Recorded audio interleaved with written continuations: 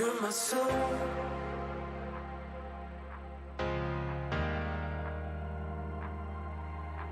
You're my soul. You're my heart, my wonder. You're my soul.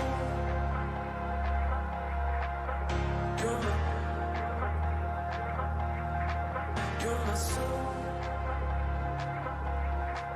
You're my heart, my wonder. You're my soul.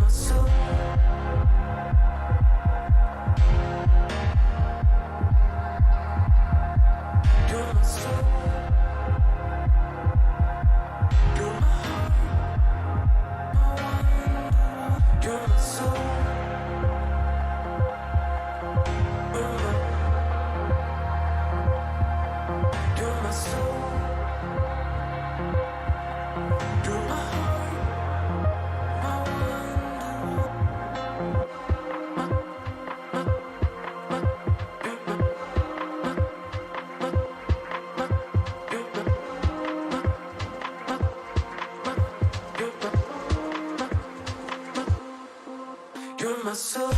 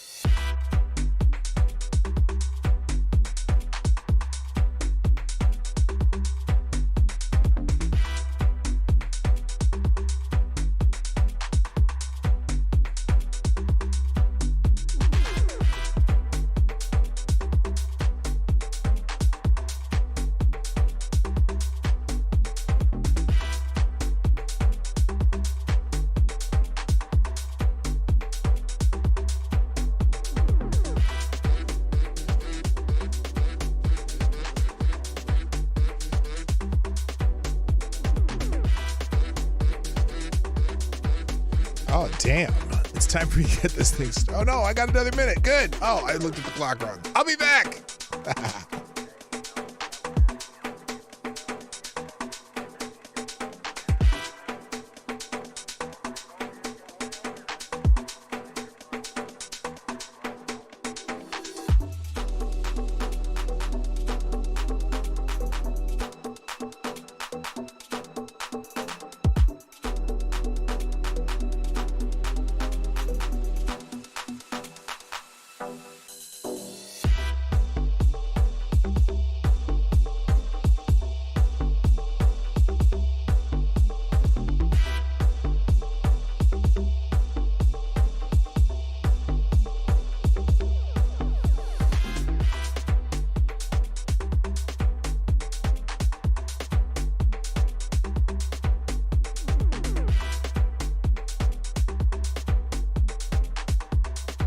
All right, let's try this again.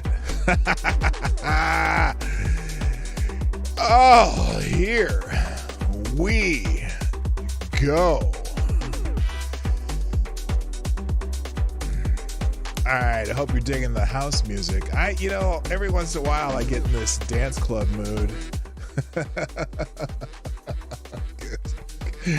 Good morning, everybody. Welcome to the show. Happy Thursday. For those who've been here a long time, you know it's FTG Thursday, and I got a lot of tabs open, so there's going to be a lot of opportunity to drop an FTG in the chat for some of the morons that we deal with in our election. But I also had the question, obviously, up here in the thumbnail. Anyone watch the debate last night? As you can see, I probably didn't, but there's a lot of news about it, so I'm going to go through a bunch of that and a whole bunch of other stuff. A lot of this is in random order, although I have certain topics grouped together. So anyway, that's how it's going to go. So I'm glad you're here. I'm glad I'm here. Let's not waste any time and do this thing. Johnny, stop the music. Johnny, are you paying attention over there? Stop the music. Thank you. And play the intro.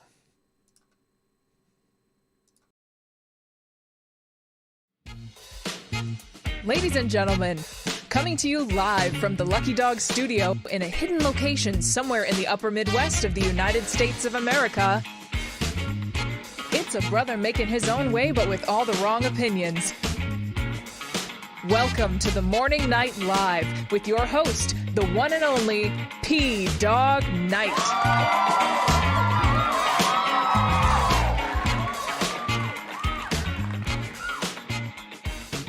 I'm having a little problem here. There's something wrong with this picture, and I just can't quite figure out what it is. Oh, it might be me. Did that help? No. Why is that device disabled? Let's try it again. There we go. Poof. Whoop. There it is. Hello, everybody. Good morning. Welcome to the Morning Night Live. I'm your host, Marty, also known as P-Dog Knight on the internet. And welcome back to the P-Dog Knight channel, where we try to think about things that... Oh, is that my phone? Oh, that's my doorbell. Hang on. I gotta go answer my doorbell. Oh. Did my wife come downstairs? Yeah, we were expecting somebody at our house today, and she just showed up, but my wife got the door. Good. Because it's my wife's day off. Okay, let's start this over. Good morning, everybody. Welcome to Morning Night Live. I'm your host, Marty, also known as P-Dog Knight on the internet. And welcome back to the P-Dog Knight channel, where we are going to talk about something that most people ignored yesterday, the Republican debate. Because, the big guy, not the big guy like the guy who gets money from China, but the other big guy, the guy with the funny hair, didn't go. And so no one really paid attention to it. Well, some people paid attention to it because there's a lot of people who support some of the other candidates. There's, Ron DeSantis has supporters, and Vivek Ramaswamy has, people support him, and even Chris Christie has a handful of people who support him, despite the fact they can't lift him. But I guess it was kind of a I can't say the word yet until later. Crap show, because. One, because one of the moderators was just a wacko. And I'm going to watch believe me, I'm going to watch this debate later today, but I'm just going to, I have reports on it. So that's why when, I'm in my thumbnail, I'm like, there was a debate last night. Oh my God. And look, I did a full disclosure in the description of this video or this stream, whatever. I'm related tangentially to one of the candidates.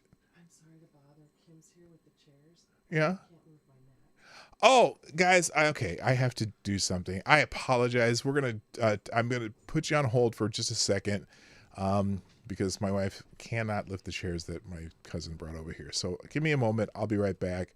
Let's put you on a be right bet. I'll see you in about 2.5 minutes, or maybe a little longer. I'll be right back. So talk amongst yourselves.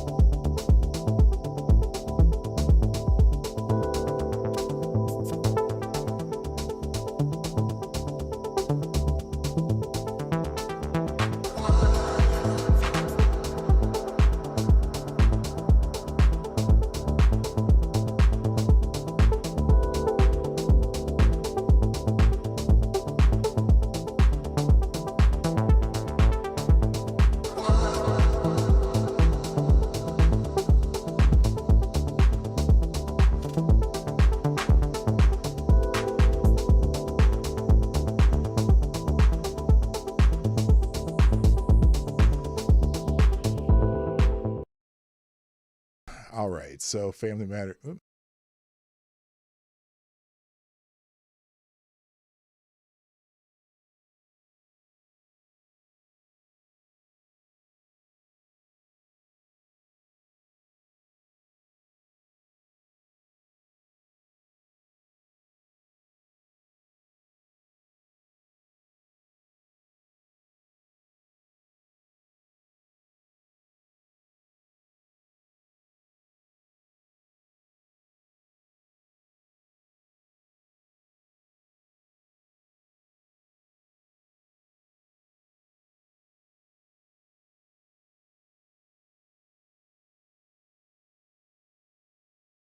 I clicked it like 7 times. Thank you.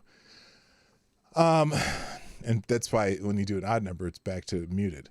So anyway, I'm tangentially related to Doug Burgum, my son's wife's mother's cousin. It's basically, yeah, something like that. And he's a good guy. I think he's one of America's really good governors. I just don't, I don't know if he has a chance. He got some criticism and they almost cut his mic last night because he kept interrupting, but that's the only way he's going to get heard. They got him way over in the end, and No one's, they're not asking. They don't care about him. Nobody knows who he is. So at least he got at least he got recognized because they threatened to cut off his mic because, the guys and the people in the ends, they're not here. No one's here to see them. You look at my thumbnail. That's the picture from Fox News or somebody. And, just the five in the middle are there. And they don't even have a Chris Christie in the picture because, no one's voting for Chris Christie. So, Doug's a good dude. So, and I hope he gets some traction. Who knows what'll happen? Maybe in the future. But Doug's got a good story. Built a $1 billion business, basically from scratch. He and a couple of the guys that he went to school with. And he sold the business to Microsoft. He's the governor of North Dakota. He has a good story and just a common sense kind of guy. So anyway, but the rest of the debate I'm going to watch, but there's enough news reports that I can tell you what happened. And there's plenty of people who tweeted about it, even though they laughed. A lot of them were just laughing at the whole thing. Basically, we'll get into that and a whole lot more. But first, I got to say good morning to everybody. So, like I do every day, first in the chat over on Rumble. Mr. Avocados Diablo gets the bell. You are the new Whoops. There you go. Also, good morning, Mike Savage, Blarg, and Jimmy Das Hotep Nation. If you happen to be watching on Rumble, say hi. It always says there's 12 watching. I'm finding it hard to believe that. It always says there's 12. Now, unless there's more, although occasionally it says it's 5, but I don't know if there's really 12 people watching a Rumble. If you're watching a Rumble, just put one line in the chat so I know that you're there. Because I don't think so. And one of those is me because I have a Rumble window open. So who knows how that works. Anyway, let's go to on YouTube, first in the chat. Ooh, let's make sure this doesn't. Oh, good. It worked. Okay. First in the chat on YouTube. It did it. Damn it. Anyway, it was Jesse Leon, and I am going to give you the bell. Welcome to the show. And then it flipped on me. I should have never done that. I should have never hit the live chat. So now everyone else is going to be in order. Now I know Avocados Diablo was second there. So, oops, I don't know why I did another bell. I'm just so used to giving a bell to Avocados Diablo, but it happens. But anyway, other people in the chat that I can see now are the Grand Inquisitor, Mr. Tyre Alexander. Good morning. Also, good morning. Lord Stanhope's in the house. Unacceptable views from my Canadian folks. Good morning, Darren Root. Welcome back. Nice to have you again. Some of these people, some of the AAA are hanging in here. All right, I like that. Good morning also to Kara Soldier, another one from the AAA. Rick Ashburn's in the house. I said Avocados Diablo, Lord Stanhope. Let's see. You're gonna have to say hi again, just if I missed you, because it skipped all the way down to the middle of the chat. Good morning, Bookworm Addict. Nice to have another new face in the crowd. Let's see, Tex Bishops. I don't know. I'm believing that would be Bishop. I'm not sure the name changed, but the faces are all the same. Good morning. Also to Tribute Liberty, my brother from the Twitter sphere. Formerly known as Twitter Sphere. Also, good morning, Somnambule Nation. Thank you for tweeting out the show. Good morning. Man, what'd I do? Big Dave, 1066, telling me I'm muted.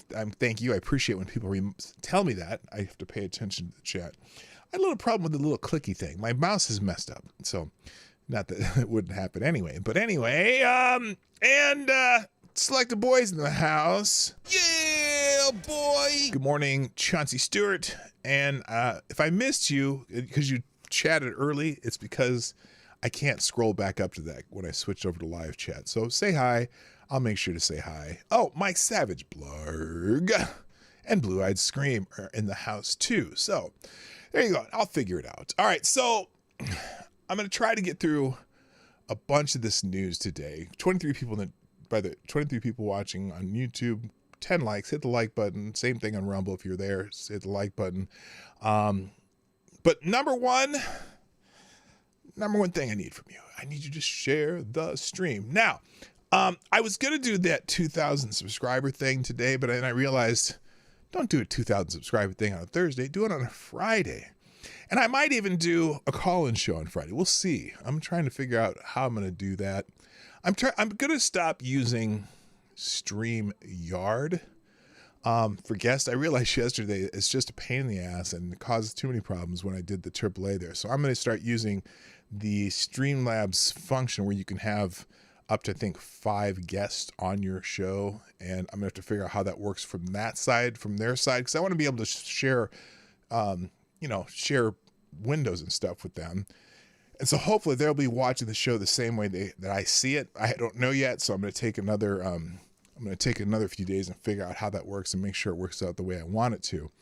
But in any case, I'm going to figure out how to do a call-in show tomorrow. I might use who knows? I may use Discord. So if you see the little thing pop up about the Discord server, make sure you hang out there too, or at least join it or sign, whatever you follow. Discord is pretty foreign to me. I have a Discord server. Thank you, Gunfox61, by the way, who administers that. I need to learn how to do it. So we'll see. We'll see what we do tomorrow. But it's going to be a 2,000 subscriber special, which actually is, I was debating whether I was going to do that. Because really, I really don't know if I should celebrate every milestone like that.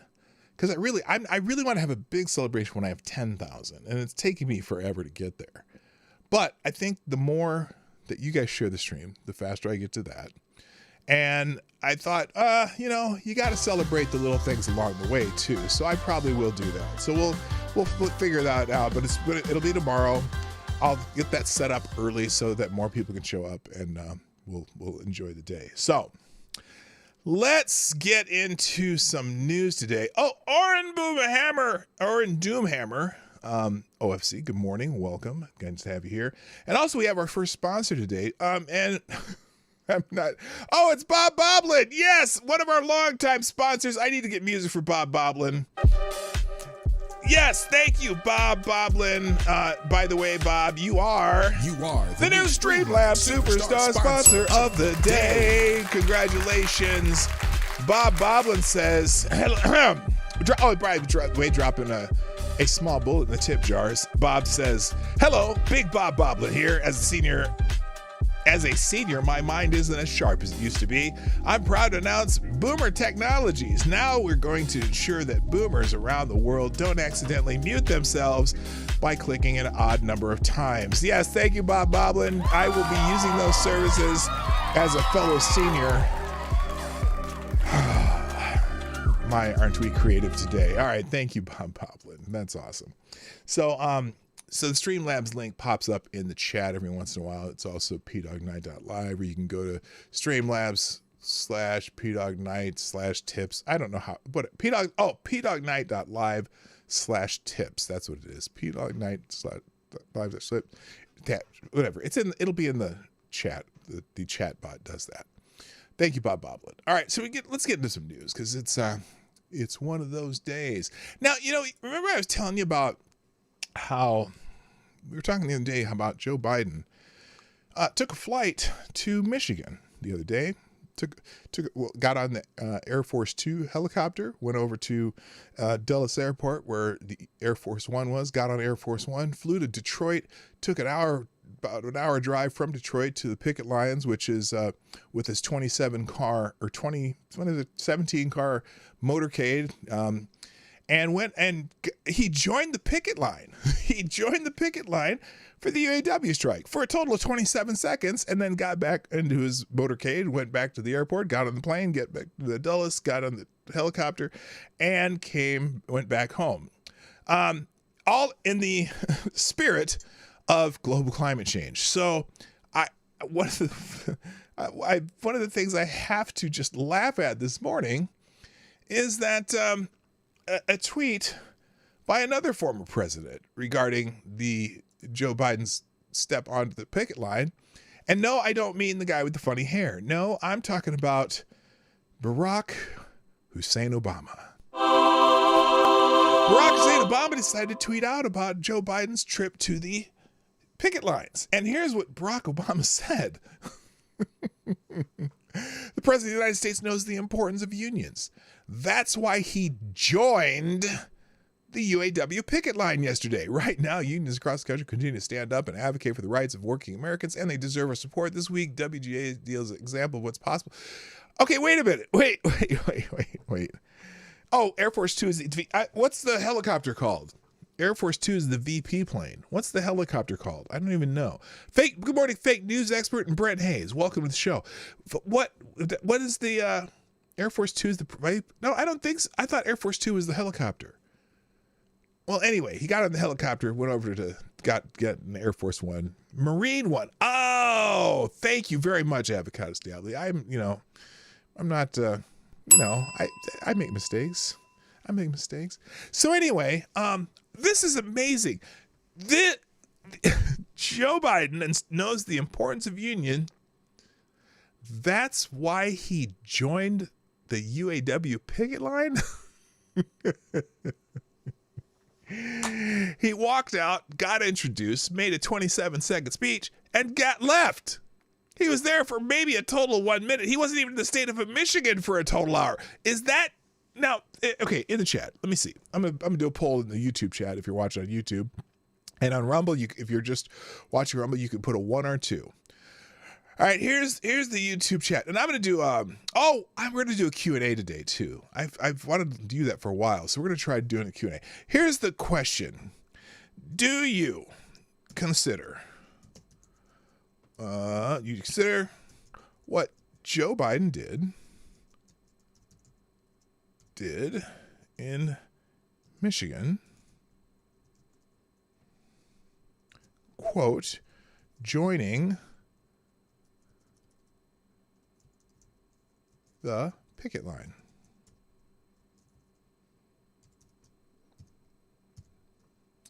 There's the question. It'll start that poll. So, and then you can embellish on your answer in the chat. That'd be fine.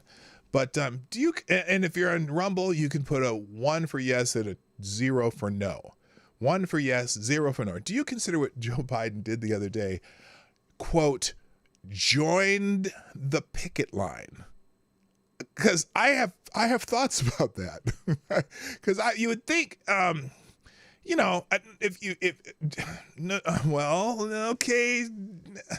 80. Okay, so joining the picket line, walking in, saying some words and leaving in 27 seconds is joining the picket line, or he just show up and leave? That's, I guess,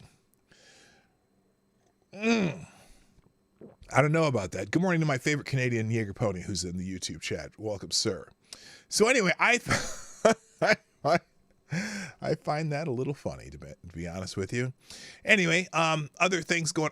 So let me just warn you today. I think I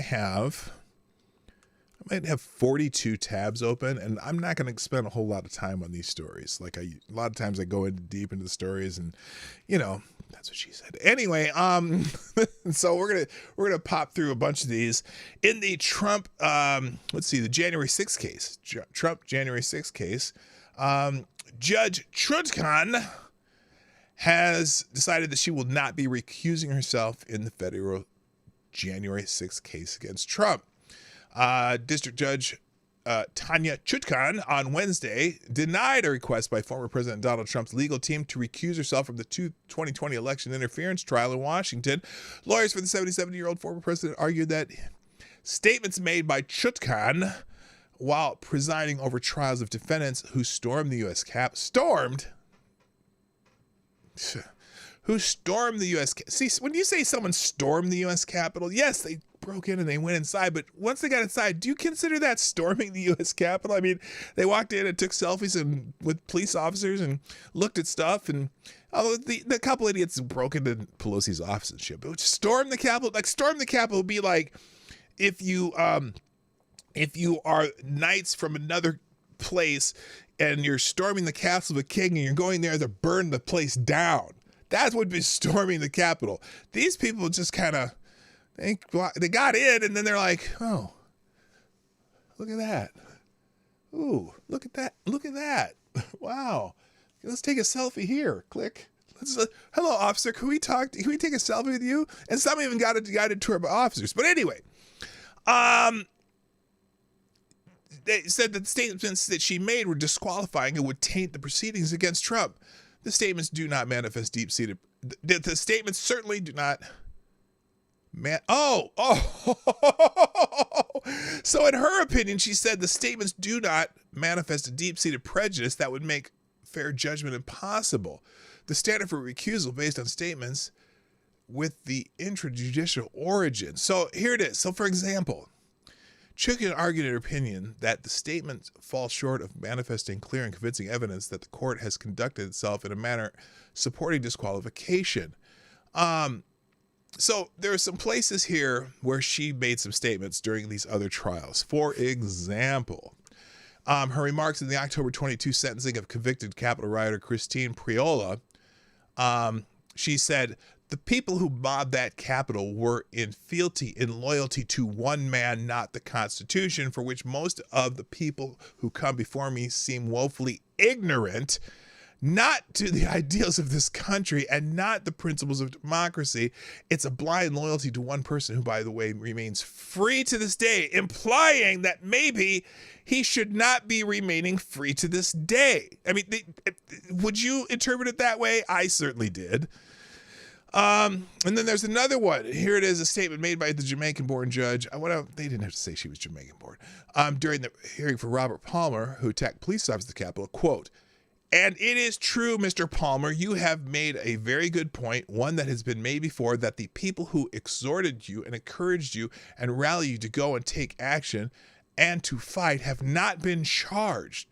So that's clearly an opinion that she thinks that he should have been charged. So she has an opinion on this. See, that he should be, what was the word she used? Remains free to this day. This means she doesn't think he should remain free to this day.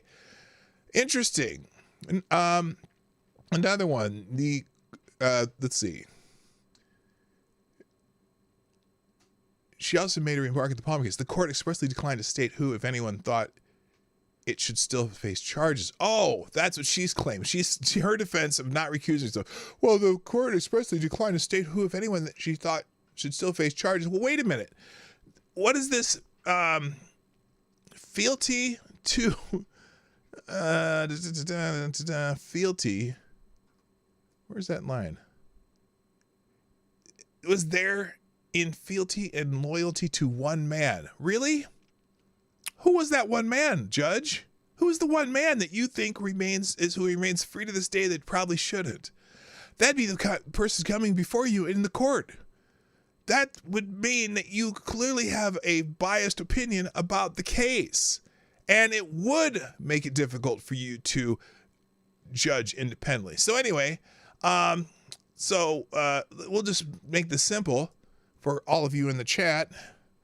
FTG Chutkin. There you go. There's our first FTG of the day. Now, of course, obviously, in the last story, we could have easily done FTG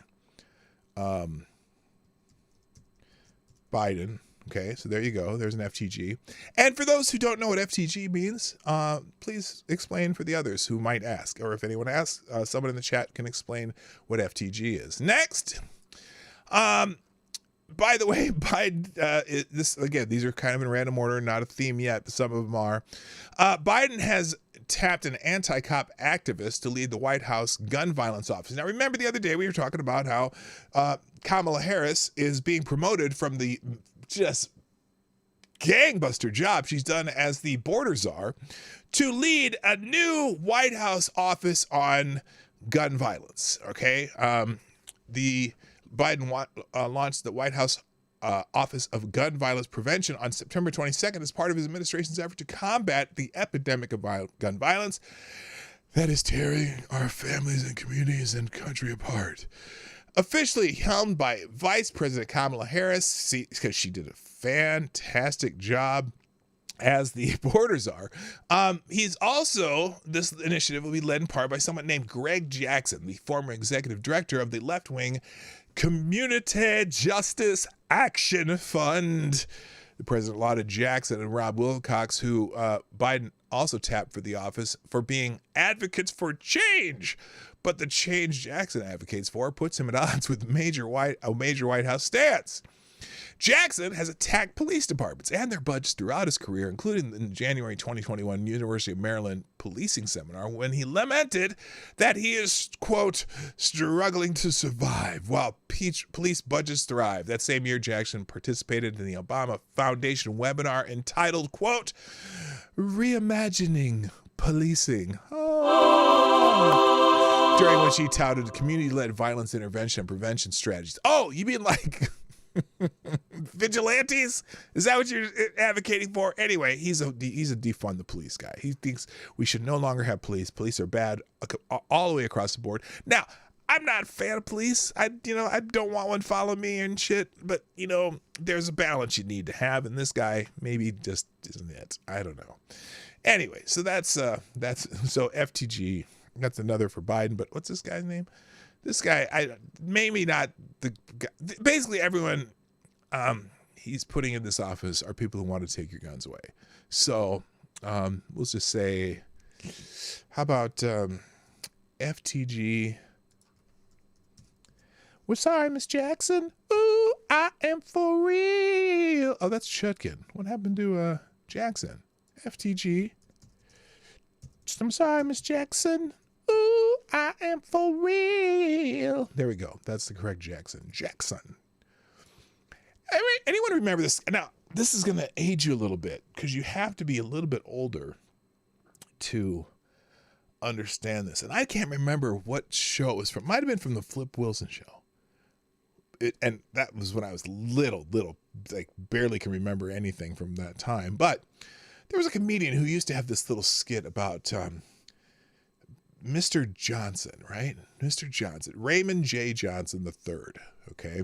And someone called him Mr. Johnson. He's like, yeah, doesn't have to call me Johnson. Now you can call me Ray, or you can call me Jay, or you can call me Ray J, or you can call me Ray J. Johnson, or you can call me Ray J. Johnson Jr., or you can call me Ray this and that and this and that, but you doesn't have to call me Johnson. So anyway, I don't know what made me think of that other than Jackson.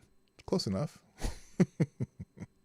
Wait, the official Morning Night Live FTG count. Oh, you're gonna keep track of them, huh? There you go. Next, let's move on.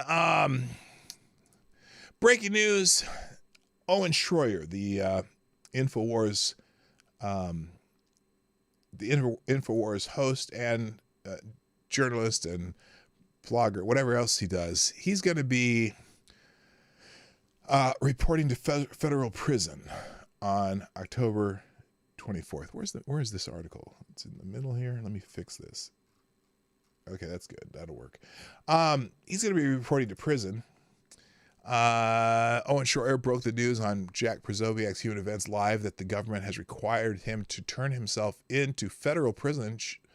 Wednesday, he was sentenced to not only 2 months in prison, but also a year of supervised probation, something completely unheard of and unprecedented. He disclosed to Prozoviak that he was stunned in the courtroom this happened, adding, "We were stunned when the government entered their sentencing memo asking for 4 months in jail. I obviously don't belong in jail. I'm not a violent criminal. I guess really my biggest mistake is not being a liberal Democrat and writing during the summer of 2020 or writing during Trump's inauguration or writing whenever a Democrat's telling me to and taking their bill funds. I guess that's my biggest mistake as being a peaceful First Amendment activist, no matter what the date is." So he, what did they say? What was this?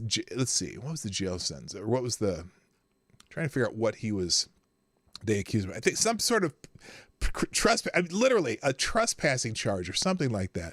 It was, he was there taking video, but he's on InfoWars. He's one of those Alex Jones people. So you can't have him walking around free. So they just, decided they were going to make an example of him. So it's complete bullshit.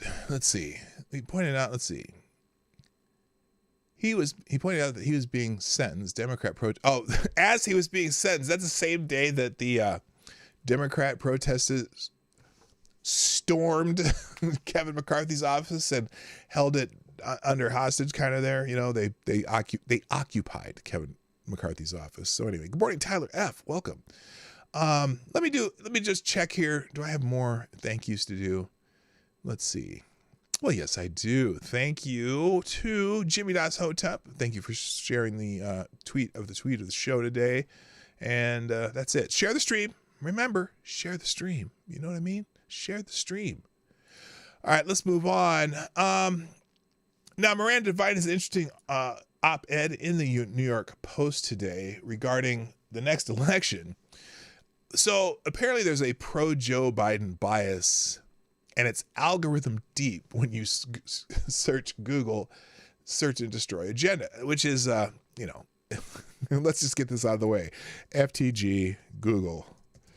Because just like in the last, in 2020, what is it, 2020, when all the media and internet companies decided that they were going to make sure that Joe Biden got nothing but positive press and positive, search results and positive this and positive that. Forget stolen ballots or Krakens that never arrive. If anything changed the outcome of the 2020 election, it was big tech interference. There was nothing to say, and there's nothing to say it won't happen again in 2024. Close to home, we saw the suppression of the post-October 2020 story on Hunter Biden's laptop by Twitter and Facebook, which were manipulated by embedded FBI operatives and kept Biden voters in the dark about the nature of the man that they were supporting. Now, in a landmark free speech case, Missouri versus Biden, we saw how the federal government secretly coerced social media censors to censor speech and that distance from dissent from official thinking on everything from the origins of the stupid 19 to climate change to the efficacy of masks to gender identity and the war in Ukraine, that war that we're not involved in. Then there is the $1 trillion multinational tech monopoly Google, which has been described as the ultimate mind control machine. Google is supposed to be a neutral platform and enjoys the legal protections of a public utility, much like the pipes delivering water to our homes. Instead, its algorithms secretly manipulate search rankings and to control opinions, whether it's what to buy or what you know about a politician.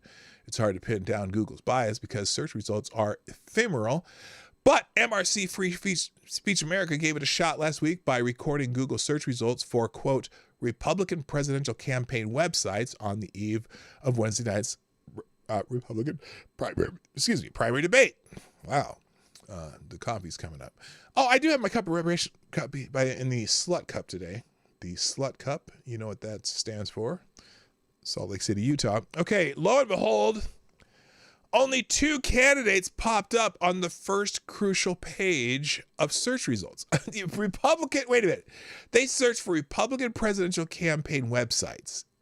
Literally, quote, Republican presidential campaign websites. And only 2 showed up on the first page. And only one was a Republican.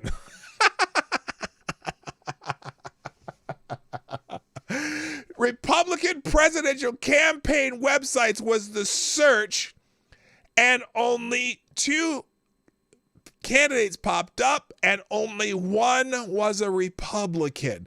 And that Republican was, guess. Oh, I watched, here, I'm get my face on screen so you don't have time to cheat. All right, and this poll's over. It is, 78% said no. That's the, okay, I want you to guess, and don't Google it. Just see if you can figure out which Republican candidate showed up when they Googled Republican presidential candidate or campaign websites. I'm going to give you 20 seconds. Boom,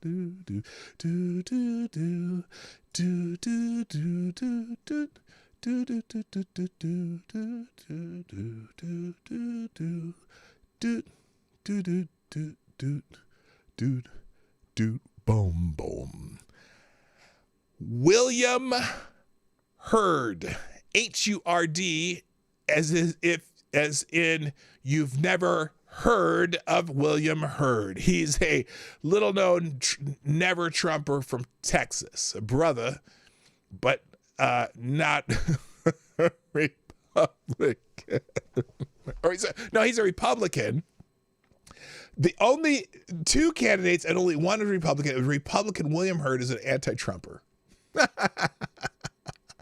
No Donald Trump, no Ron DeSantis, no Nikki Haley, no Vivek Ramaswamy, no Mike Pence, no Tim Christie or Chris Christie or Tim Scott. And those are the, okay, let's just say this right now. I do like Tim Scott and I, Chris Christie was an okay governor when he was governor, but now he's just turned into an anti-Trumper. But you cannot trust either of those two, of course, because they both have two first names. Anyway, but there was one candidate who showed up on page 1 of the Republican search results. Fringe Democrat Marianne Williamson, whose Real Clear Politics average doesn't even reach 5%. Maybe that's Google's idea of balance. Now, Nomad's in the house. What's up? Stop. Hammer time. William fucking Hurd. Are you kidding me? Okay, we're going to do another FTG Google just for that one. FTG Google. Good Lord. But then it was different. A different story when they searched for Democrat presidential campaign websites. This is Google. This is Google. Here are the results. Here the results were logical, with front-runner Joe Biden's campaign website topping Google's first page. Williamson scored another appearance at her website, slotting into the number 2 behind Biden's, but Biden's most dangerous challenger, Robert F. Kennedy, was nowhere to be found on the first page. Holy Christ. This is Google. Now, that is just seriously. And despite the fact that his Real Clear Politics average is 15% and his support is as high as 25% among Democrats, according to the latest Rasmussen poll. The office of Hillary Rodham Clinton did appear on Google's first page in 10th place, with Elizabeth Warren for Senate in 14th. Ironically, just above Warren was a link to a report on an Iranian website, Google hiding websites of Trump and other Biden challengers. All right, here's what we're going to do. I'm going to open a Brave browser here, and we're going to try this experiment on Brave and see what happens. All right, so here we are on Brave. We'll do full screens for full disclosure, and I'm going to type in Republican presidential candidate websites. Now, I'm not sure. Brave might use Google as a search engine, but I'm just going to try it. I know that DuckDuckGo does not anymore, but let's try it on Brave. Let's see what we get. All right, first page. Election news, CNN politics, presidential candidates 2024, Ballotpedia. Who are the 2024 election candidates? Republican presidential candidates 2024. Who's running? So that's in Teen Vogue. The 2024 presidential candidates, who's running on both sides. So this has got to be a Google search results on here. I don't know which engine they use for theirs. Not a single one. Not a single one. There's Marianne Williamson. Who are the Republican candidates? Not one. Now, I don't know. Now, let's try this again with just Democrat or Democrat. Let's see what happens. Now, it could be just a feature that they're not showing them. Because, nope, there's Joe Biden for president right in the front there. Marianne Williamson. So they must use Google on Brave. Let's try DuckDuckGo. Let's see.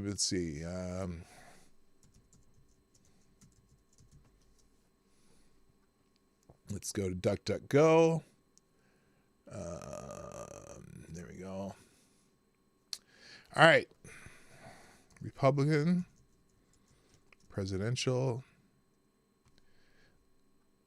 Let's do it. Websites. See if they.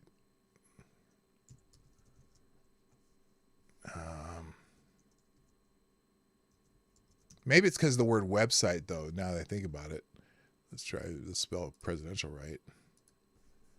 All right. You know what? I bet it's because they use the word websites instead of candidates. All right. Well, let's try something else. Let's try it with candidates. And we'll do candidates 2024. See if we get any of their websites. Here's a list. Here's a list. None of the results take you to a website. Let's try now this with Democrat.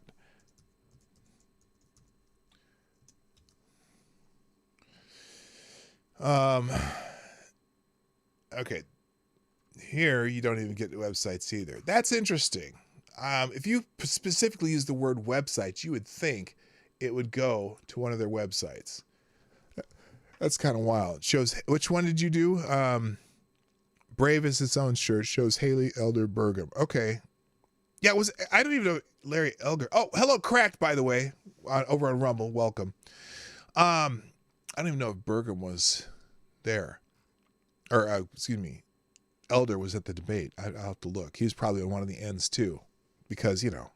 That's racist! Oh, wait. Well, Vivek. Well, no, never mind. Still, they skewed the search results, especially during the 2020 election. I mean, if you try to search anything Republican. Now, I don't know if I showed this to you. Steve Schmidt, he was a former advisor to the late John McCain for president. And I don't know if I had this. I know I had it up, but I don't think I eventually showed it. So let's just get this prepared. Let me hang it. Yeah.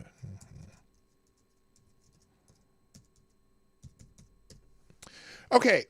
Steve Schmidt, former campaign manager for John McCain, and now he's a rabid anti-Trump person. So much so that the former Republican campaign advisor now basically shows for nothing but Democrats. All right. So now there's this phenomenon where people will try to compare the former president with the funny hair to the guy with the funny mustache from the 40s who tried to take over the world. Okay. And they find what they say, well, they call them dog whistles. And a lot of times, if my thought on dog whistles is if you hear a dog whistle, you're probably a dog.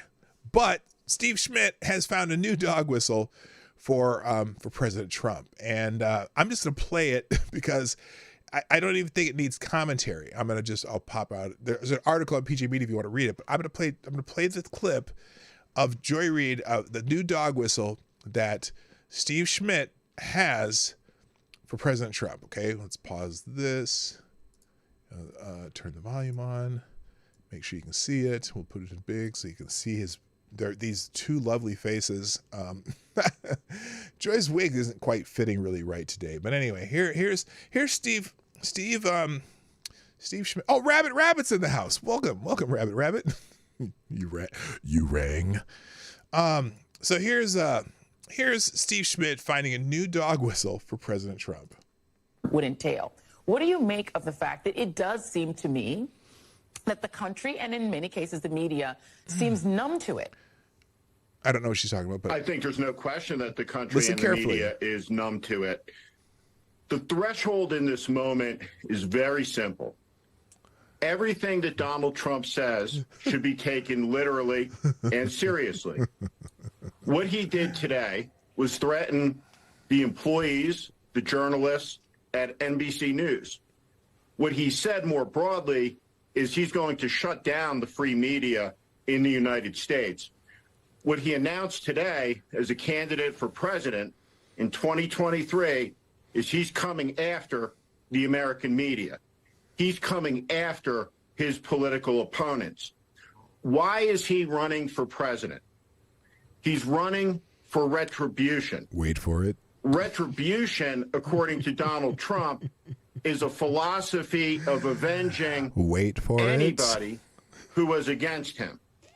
So we are on the edge of an abyss in this country. An abyss. And it seems that there is a paralysis, a numbness, a total disregard for the clear and present threat. There is something extraordinary happening. Listen. The people who are trying to tear down democracy in the country keep telling the rest of the country what it is they plan to do, to such a degree that they have announced their plans 6 months into 2025 that's very to important. have taken apart the whole of the federal government. 6 months. Since FDR's time in office, the legislative metric in the United States has been 100 days, not 6 months. This is a racist code whistle to every white supremacist in the country because it's how long it took Adolf Hitler to take Weimar Germany to a complete and total dictatorship. That included, by the way, the military swearing an oath of allegiance, not to the nation, but to the Fuhrer. And the military was the institution amongst many in Germany that were the last holdouts to this. But once he was in power, they were the first to submit. And what Donald Trump is signaling to the officer corps of the American military, you get in line behind me, the leader, not the idea, not the Constitution, or I'm coming for you too. This is an epically dangerous moment. He's saying that Donald Trump chose 6 months because that's how long it took for Hitler to take over Weimar Germany. That's the dog whistle. That's the dog whistle. By the way, FTG, Steve Schmidt. He had to dig so deep. He had to dig so deep for that. He didn't use 100 days. He used 6 months because that would match what Hitler did. Oh my God. I mean, you talk about some derangement. You talk about Trump derangement syndrome. That is amazing. So there's a whole article on it. And so there's a whole article that'll be in the links, but I also have just the tweet with just the quote. This guy's insane. He's insane. He's a clown. I mean, he's just he's absolute disgrace. All right. Now I got to do an experiment because I haven't done this yet. And apparently YouTube is, you know, when you monetize video, and I'm probably only going to do this one time, but I want to see what happens when I do it because I've never done it on my program before. They have these, you know, when you monetize now, you are required to run in-stream ads. So the only reason I'm doing this now is to see what happens because I don't know how it works. And I think the way to avoid it if you say you will manually add in-stream ads, because otherwise they'll just pop them in to you and they'll warn you like a short amount of time and then do it. So I just want to see what happens and what ad pops up. So this is a one-time shot, unless you don't mind, but I just want to see what happens. So we're going to pop in an ad here. I don't even know how. I just clicked the thing and I don't even know it's popping up for all I know. Okay. I clicked it. Is anything happening? As I'm curious. 15 years to join the party to become furious. Yeah, true. That is true too. Hello, Cannibalistic Wizard, by the way. Did anything happen? Is anyone seeing an ad right now? And it says it'll be random. I don't know even how this works. And it isn't showing me anything on the you know, the board here. Interesting. Hey chat, what do you call it when you hear shit no one else does? Yeah, that dude's the dog. Oh, you don't ever see ads. No ad yet. I don't know how this is supposed to work. I clicked it. Oh, it did it again. Oh, I see. Ad inserted. Learn more. Oh, maybe it does it only after your stream. I'm trying to look and see how this works. Ads on live stream. Your channel is monetized, blah, blah, blah. Pre-ad rolls, mid-roll. Insert ad for the live stream. Okay.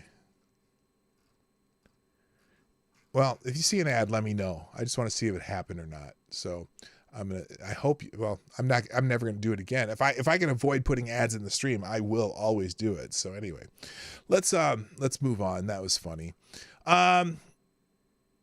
Oh, now remember, Joe, the guy with the funny hair, our former president, who did quite a good job until they tried to kneecap him with the stupid 19. You should get paid. I believe only ads go to non-premium subscribers. Oh, that's true too. I pay for premium just so I don't get ads. And then the people I watch who are disfavored from YouTube still get paid. President Trump went to Michigan to talk to the auto workers. And he also savaged Joe Biden on the electric vehicle thing. So here's the Daily Caller. Former President Donald Trump ripped President Joe Biden's push for electric vehicles, calling it a hit job on Detroit and the auto industry. Trump spoke in Clinton Township, Michigan, ironic, to a crowd of union workers instead of attending a debate at the Republican Presidential Library in Simi Valley, California, that aired on Fox Business Network on Wednesday. Trump currently leads 42% as a 42% lead over Governor Ron DeSantis. Don't care about the polls, but here's what he said. He was talking about the Biden and different states who are saying you must sell X number of electric vehicles by 2030 or whatever. He said Biden's mandate isn't government regulation, it's government assassination of your jobs and your industry, because it does take about 40% less workers to build electric vehicles, apparently. He said, I don't care what you get in the next 2 weeks or 3 weeks or 5 weeks. They're going to be closing up and they're going to be building those cars in China and other places. It's a hit job on Michigan and Detroit. The UAW walked off the job at 3 manufacturing plants in Ohio, Michigan, and Missouri at midnight, September 15th, after failing to reach agreement with Ford, General Motors, and Stellantis, formerly Chrysler. The union sought a 4-day. What's the union seeking a 4-day work week and a 36% salary increase over 5 years. Wow. Anyway, but he continued. But on the electric vehicles this year, to comply with the mandate, it would be a 60,000 job loss. They're going to lose $60,000. They're going to lose $60,000 for every car produced. That sounds like a great deal, but honestly, for UAW and for auto workers and for everybody around the country, it's unsustainable because they're subsidizing everything. Well, when they stop subsidizing it, then they're not going to be able to keep the workers. It's insane. So anyway, kudos to Trump for going to the line. Now he also said, and there's another article here. He said that, sang the praises of American auto workers in a speech in the battleground state of Michigan Wednesday night, creating a stark contrast between the former president and rivals for the Republican nomination who were debating in California. He said, I want to begin this evening by saluting those truly great Americans who do not get the credit they deserve. The tone of Trump's discussion of auto workers was very different from what listeners heard from the Republicans at the GOP debate in the Reagan Library in California. At the opening of the GOP debate, Senator Tim Scott was asked about the strike by the United Auto Workers seeking to get better wages and working conditions for members. He recently praised Ronald Reagan for his decision to fire air traffic controllers in 1981. That was a government union strike. I hate government unions. Sorry. He drawing a parallel with the current UAW strike. One of the debate moderators asked Scott if Scott would fire the striking auto workers. And he said, obviously, the president of the United States cannot fire anyone in the private sector. Well, that's the correct answer. Rather than leave it at that, Scott took the opportunity to criticize the strikers. One of the challenges we have in the current negotiations is that we want a 4-day French work week, but more money. They want more benefits, working fewer hours. That is simply not going to stand. Is there anything wrong with what he said? And does that contrast with what Trump said? In fact, Trump literally said, I don't care what you get in this strike. Your jobs are going to be gone anyway because they keep pushing electric vehicles. Anyway, the language deployed oddly echoed the words of President George H.W. Bush, who responded to Iraq's invasion of neighboring Kuwait by declaring, "This will not stand." 8 years later, the character known as the Dude used the phrase in the film The Big Lebowski. Okay, I have no idea who cares? Who wrote this? Who's writing this drivel for Breitbart right now? John Carney. He usually writes pretty well. But anyway, so Trump spent more than 27 seconds speaking to the auto workers. He gave a big old speech. So, and I think if it's just me, or do you think that somebody will notice? They can have a 4-day work week, 12-hour shifts. They could do that. I know lots of people in healthcare do that. They have a 4-day week, or they'll work, say, In fact, I mean, my wife works 0.7, so she's 4 1 week, 3 the next week.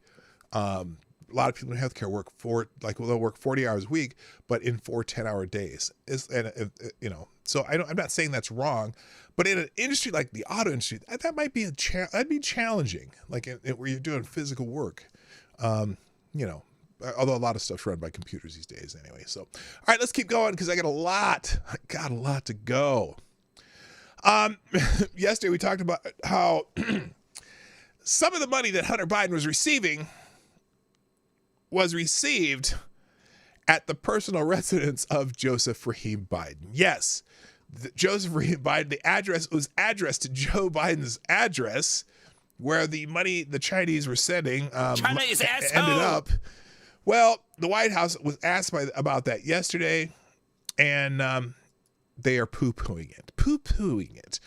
The White House spokesman for Oversight and Investigation dismissed findings Wednesday by the House Oversight Committee showing that Hunter Biden's Chinese business associate sent the first son at least $250,000 of wires with Joe Biden's Delaware home listed as the beneficiary address. Oh, well, that's special.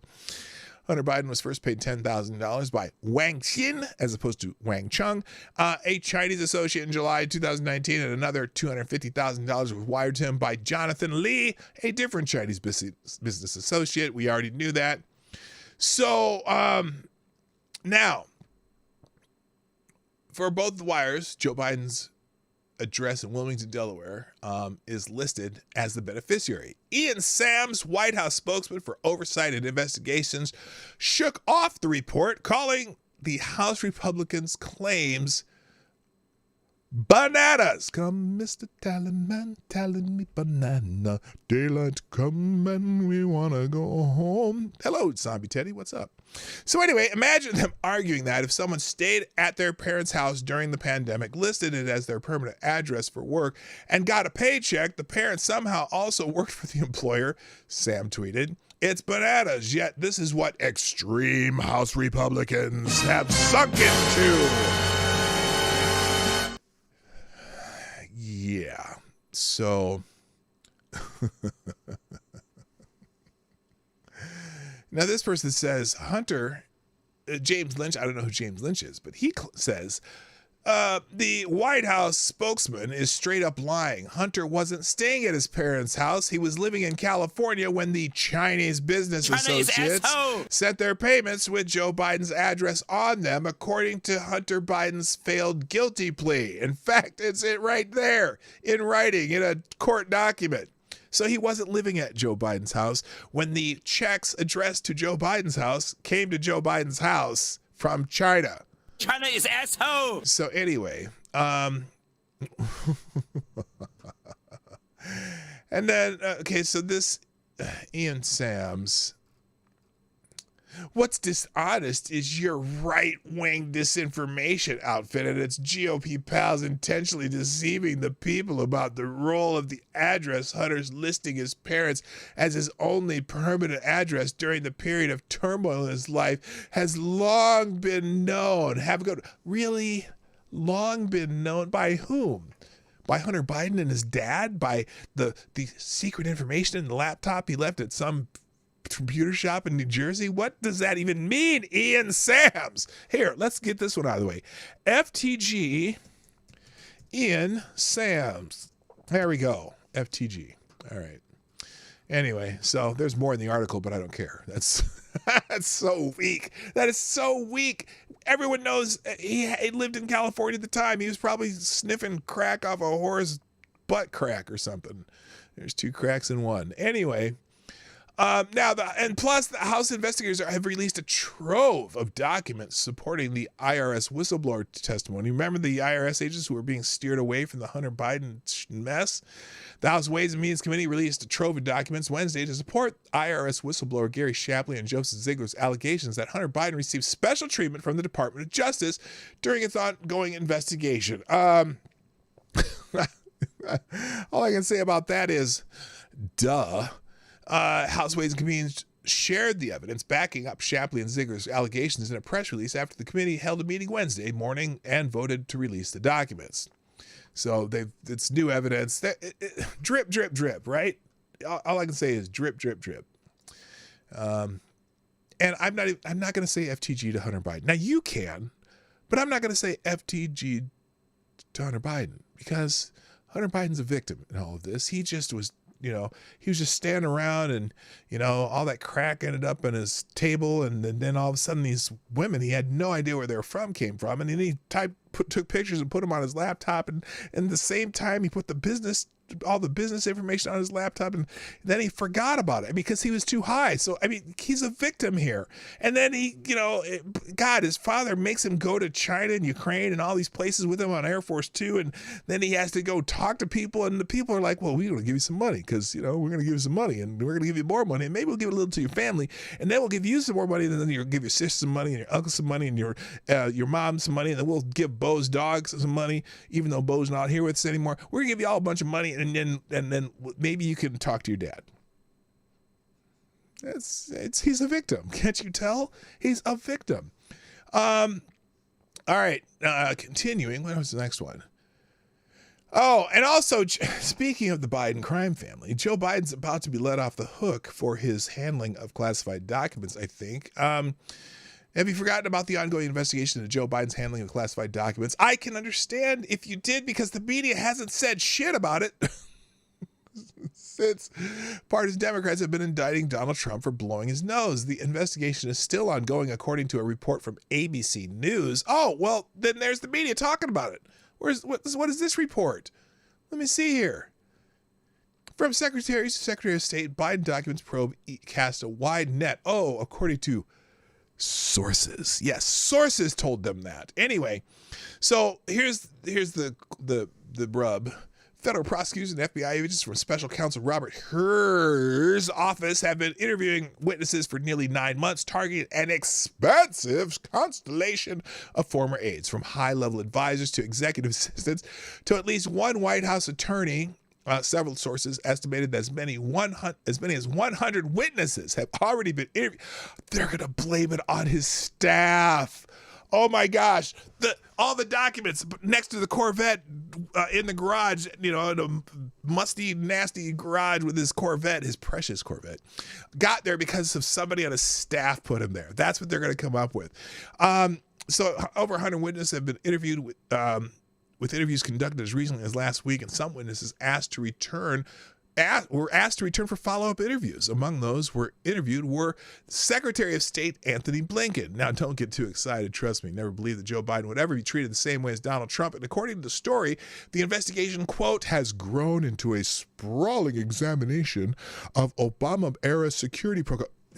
Look, some of these documents date back to when he was a senator. Why did he even have classified documents from when he was a senator? And how did they end up in his office in Pennsylvania, at the University of Pennsylvania? How did they end up in his garage? How did they end up in his house? They're gonna whitewash this. Oh, I'm sorry. Did I say whitewash? That's racist! Anyway, so nothing's gonna happen to him. Nothing's gonna happen to Joe Biden about the documents. Trust me. But they're gonna hang Trump. They're going to put Trump in jail. I guarantee it. They're going to try to put Trump in jail. And all these appeals are going to go probably up to the Supreme Court. And then the Supreme Court says, y'all are a bunch of idiots. Throw this shit out. Everyone's going to be up in arms. And then they're going to, at the end, well, no, because that's going to be during the election year that all these cases are going to, start. And in any of those cases, if there's an appeal and they start going up the ladder to higher courts, Biden's going to appoint 5 more or 6 more justices to the Supreme Court at the last minute. Okay. Prediction. Will Biden, here's another poll. Got to put the cursor there. Will Biden appoint, will Biden pack the court at the last minute of his term? If he makes it to his term, whoever the president is, if you can substitute anyone else who might be the president, Joe Biden doesn't make it to the end of his presidency, as I predicted from day one. Will Biden pack the court? Why is that doing that? Will Biden pack the court at the last minute of his term, and Senate Democrats will go along with it? There's the poll. Because I kind of predict that for some reason. He's going to start trying to pack the court because, Justice Thomas is ethically challenged, and, Sam Alito and Kennedy lied, or not Kennedy, whatever his name. So anyway, they're going to whitewash the case. I got both articles. They'll both be in the description, or in the tweets today, in the links today. By the way, for those of you who are newer here and haven't heard me say it enough times, because I say it every day, all these articles, all the videos, all the tweets, everything, you'll be able to find them at the end of the show. I will put a link in the chat called the one tab link, where every single thing will be listed on one page. You click the link, all the articles will be in one place. If you're a blogger or do your own show or whatever, and you want to find out some of these articles I did, will all be in the chat, and I will add them to the description of both Rumble and YouTube. Real quick, thank you, Jimmy Das Hotep, for sponsoring the show. And Jimmy Das Hotep, you are the new Streamlabs Superstar sponsor of the day. Thank you, sir, for dropping a big bullet of $5.56 in the tip jar. And Jimmy Das Hotep says, hang on. Jimmy Das Hotep says they should add 2 cracks at once to that awful Kelsey Pfizer commercial. What a little bitch working with pharma and government to waste our tax dollars on that bullshit. We paid for that commercial. Yeah, they're damn right we did. He's talking about Travis Kelsey, right? Did a commercial for Pfizer. And what was that? Did he do a Bud Light commercial too? Yeah. Now he's dating Taylor Swift. Boy, he's just, he's turning into, well, he's a great football player. I can't knock his abilities on the field, but what's going on with Travis Kelsey? Good Lord. Anyway, and I don't want to talk about Taylor Swift. All right. There's a school district here in my lovely state of Minnesota that, this is, and I don't want to be outraged by it because, but it's just something, it's just one of these stupid things they're doing. There's a school district in Minnesota that depicts white people. You're fucking a white male! As mosquitoes. Now, look, here's the thing. The mosquito is kind of the Minnesota state bird, so I don't know if that's something that is supposed to be good or bad. But, okay, I'm lying. It's supposed to be bad. Kelsey's going to split that little girl in two. Yeah, he downgraded big time. I mean, I showed you pictures of who he was dating. That woman was fine. And Taylor Swift, Taylor Swift? What is it? Is that her name? A very popular young lady, but she's plain as they come, except she wears really cool outfits in her concerts. That's about it. But that woman he was dating before, she was like, bang, bam, bang. You know what I mean? Anyway, so the school district in Minnesota, in New Prague, Minnesota. Now, and look, let me explain where New Prague is. New Prague is a small town about, I want to say 40 miles southwest of the Twin Cities. This is not like Minneapolis or St. Paul or even a near suburb school where you're going to have, Liberal Lakes, Minnesota. This is a small town that probably has more FJB signs than it does have ever even talk about Joe Biden.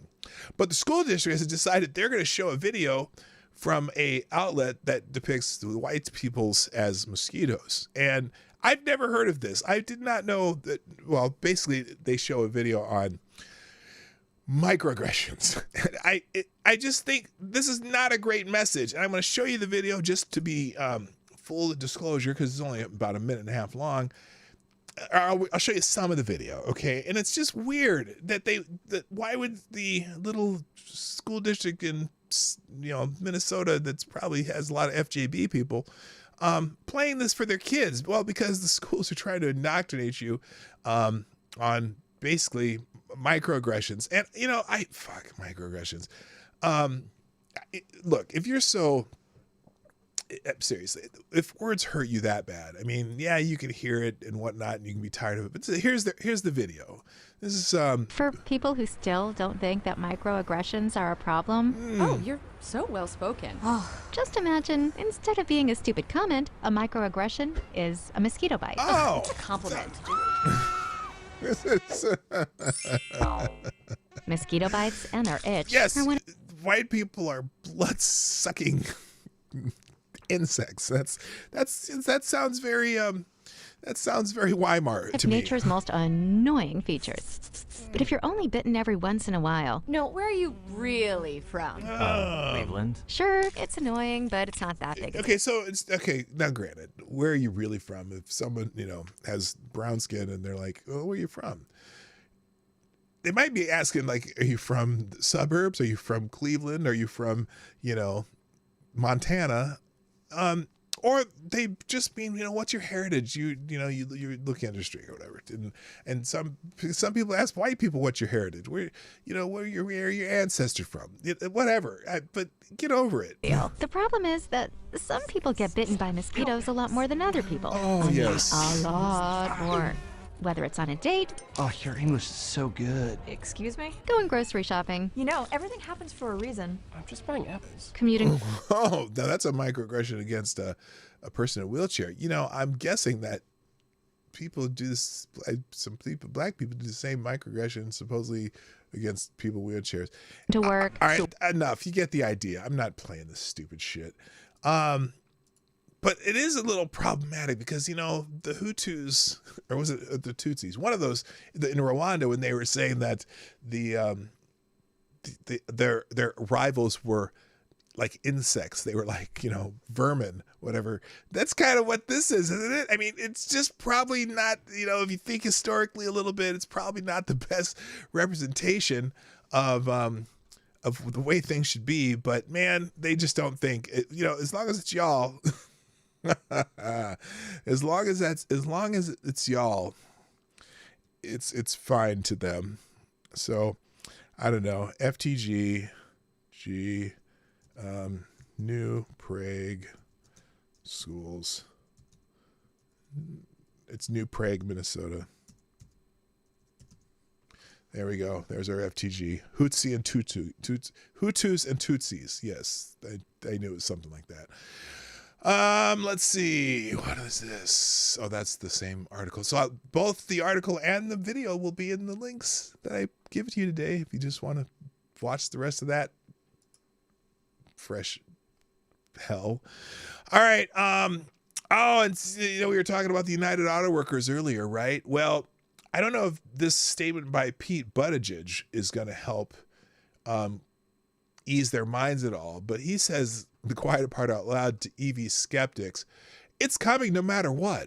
You will drive what we tell you to drive. You may not even own it. We'll just let you use one on those occasions where we think you really need to use one. It's really interesting when you catch government officials, especially one supremely unqualified for the position, saying the quiet part out loud. In this instance, the quiet part is that it doesn't matter what the American people might want. The federal government and its globalist allies' agenda must be fulfilled. Transportation Secretary Pete Buttigieg spoke to This is CNN on Wednesday, where he said the aforementioned quiet part out loud following a question on whether the Biden regime is concerned about Americans, specifically union workers. Remember, Joe Biden joined the picket line for 27 seconds. Unwillingness to fully get on board with the electric vehicle train, which would cut about 40% of their jobs. Transportation Secretary Pete Buttigieg, the politics of this, particularly on this subset, union workers, that I can think both parties have been fighting over. You ran in 2020. You know how this works. CNN This Morning host Phil Mattingly said before asking the question, that isn't even they don't even write the question right. I hate that. Let's see how long this is. The politics of this, particularly in this subset, union workers, that I think both parties have been fighting over. You ran in 2020. You know how this works. Do you think that it resonates? Do you think it's a problem for the administration? Well, this is another example of creating or contributing to a problem and then trying to play politics with it. This technology... Trying to play politics with it? you're messing with people's livelihoods, and really for no good reason, and using a carbon footprint that's much larger to make electric cars. But when is he going to finish it? How are you going to finish that sentence? Technology is happening. It is coming. It is coming no matter what. That's what his husband said. Okay, FTG Mayor Pete. I really didn't need to say that. Okay, let's move on. What Buttigieg really missed an opportunity to use booty butt cheeks from the Boondocks as his campaign theme. Yeah, that would have been amazing. All right, moving on. Now the UK is pissing off the Greens. I'm just telling you. Anyone from the UK in the chat right now? I can't. Well, Mike is your part of Ireland part of the UK? I don't even know how that all works over there. I just know that they're pissed off. The Greens are pissed off because UK approves new oil and gas drilling in the North Sea. This is very concerning to the green people. I'm just going to say green people because, they're trying to boost their energy security. British regulators on Wednesday approved a new oil and gas drilling at a site in the North Sea, a move environmentalists say will hurt the country's attempt to meet its climate goals. Well, here you go. North Island is UK. Oh, God. Okay, got it. I always get that mixed up. Which part is part of the UK? It'll hurt the country's attempt to meet its climate goals. Well, what the fuck is a climate goal? I have no idea. The UK's North Sea Transition Authority said it had approved the Rosebank Field Development Plan, which allows the owners to proceed with their project. Britain's Conservative government argues that drilling in the Rosebank Field, northwest of the Shetland Islands, will create jobs and bolster the UK's energy security. Well, of course it will. And they could probably start selling that oil since it's pretty high on the market right now. And I think the United States could do that too. But Joe Biden, well, he killed one project, but he let one project continue. So, but he canceled all the leases up in that one part of Alaska. Anyway, it's one of the largest untapped deposits in UK waters. Rosebank holds an estimated 350 million barrels of oil. And the field is operated by Norway's Equinor and the UK firm Ithaca Energy, which say they plan to invest $3.8 billion with a B in the first phase of the project. So now, Green Party lawmaker Caroline Lucas called the decision to approve the drilling morally obscene. Energy security and cheaper bills aren't delivered by allowing highly subsidized foreign-owned fossil fuel giants to extract more oil and gas from these islands. No, but the oil and gas you extract does. Good. It's dummy. Anyway, FTG to the green people. I don't need to read the rest. You get the drift. Let's see. Next in... this is special. So, that bus company we like to talk about. What's it called? It's called Proterra. Remember the bus company, Proterra, that the Biden administration was hailing as a great savior of the world and green energy and whatnot. They're making these great buses. Kamala Harris is like, I love buses. Buses are vehicles that take people from one place to another. And so when you use a bus, it means you're going someplace and from one place to another on the bus. And the bus is a great, place of travel because you're on a bus. That's how Kamala Harris would describe it. Anyway, so this Proterra company that was making buses went basically out of business, right? They're bankrupt, and it's kind of the Biden version of what was that company that had their Obama administration? Now I forgot. Anyway, it's Biden's version of that. The bus company went bust. Well, here's finally the chaser to that story. E-buses bought from now bankrupt manufacturer by Blue Enclave are now all out of commission. So in the city of Jackson, Wyoming. Jackson, Wyoming was like Solyndra, not Salerno. Solyndra, that was it. A Democratic enclave in Wyoming purchased electric buses to reduce emissions, but the buses are indefinitely inoperable after the manufacturer went bankrupt earlier this month, according to the Cowboy State Daily. Jackson, Wyoming, and Teton County formed the Southern Teton Area Rapid Transit System, also known as START, which bought 8 electric buses from Proterra to add to its fleet of 31 diesel buses, the Cowboy State Daily reported. Proterra, which itself was at the center of a conflict of interest, including Energy Secretary Jennifer Granholm, who cashed out before the company went bankrupt, made about a bunch of money. They went bankrupt in August, and START's 8 e-buses are now out of commission, given that the manufacturer can no longer readily supply the parts needed for repairs. So, that's precious. I wonder how many other cities who've bought Proterra buses are struggling now that the Proterra company can no longer send them parts for the buses. But all of the buses in Jackson, Wyoming, are out of commission, so FTG to Jackson, Wyoming. And if you want to add in Jennifer Granholm and Proterra, that'd be fine too, but it's kind of funny. They are out of service. So Proterra has reportedly asserted that it will fill remaining orders while it goes through its bankruptcy proceedings. According to the Cowboy State Daily, it is unclear whether that commitment applies to orders for smaller parts needed for repairs. So we'll see what happens. But right now, all of the buses they bought for Proterra are grounded. I'm sorry, they have a timeout. They're in the corner. They're in the corner with Baby. You know what I mean? Nobody puts Baby in the corner, but Baby's corner is now being occupied by Proterra buses from Jackson, Wyoming. Good for them. Let's see. In the government front, we have a few government stories here. Kevin McCarthy says there will be a government shutdown if Biden stays on the sidelines while our border is destroyed. This is the immigration section too, more than the government section. He says that just like we had strikes in California and Michigan and embassies evacuated around the world, his lack of leadership has catastrophic consequences. McCarthy continued, the Senate has not done their job. The Senate has not taken up the House work. He emphasized calling on Biden to step in and do something about it. Otherwise, the government will shut down, he said, pointing to a tremendous lack of leadership from Democrats. Just like we have strikes. Okay, he said that already.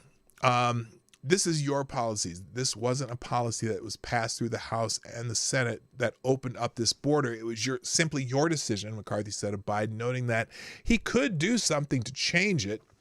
If you want to hear the whole remarks, I believe he has it here on this little video within the article. I'm not going to play it. But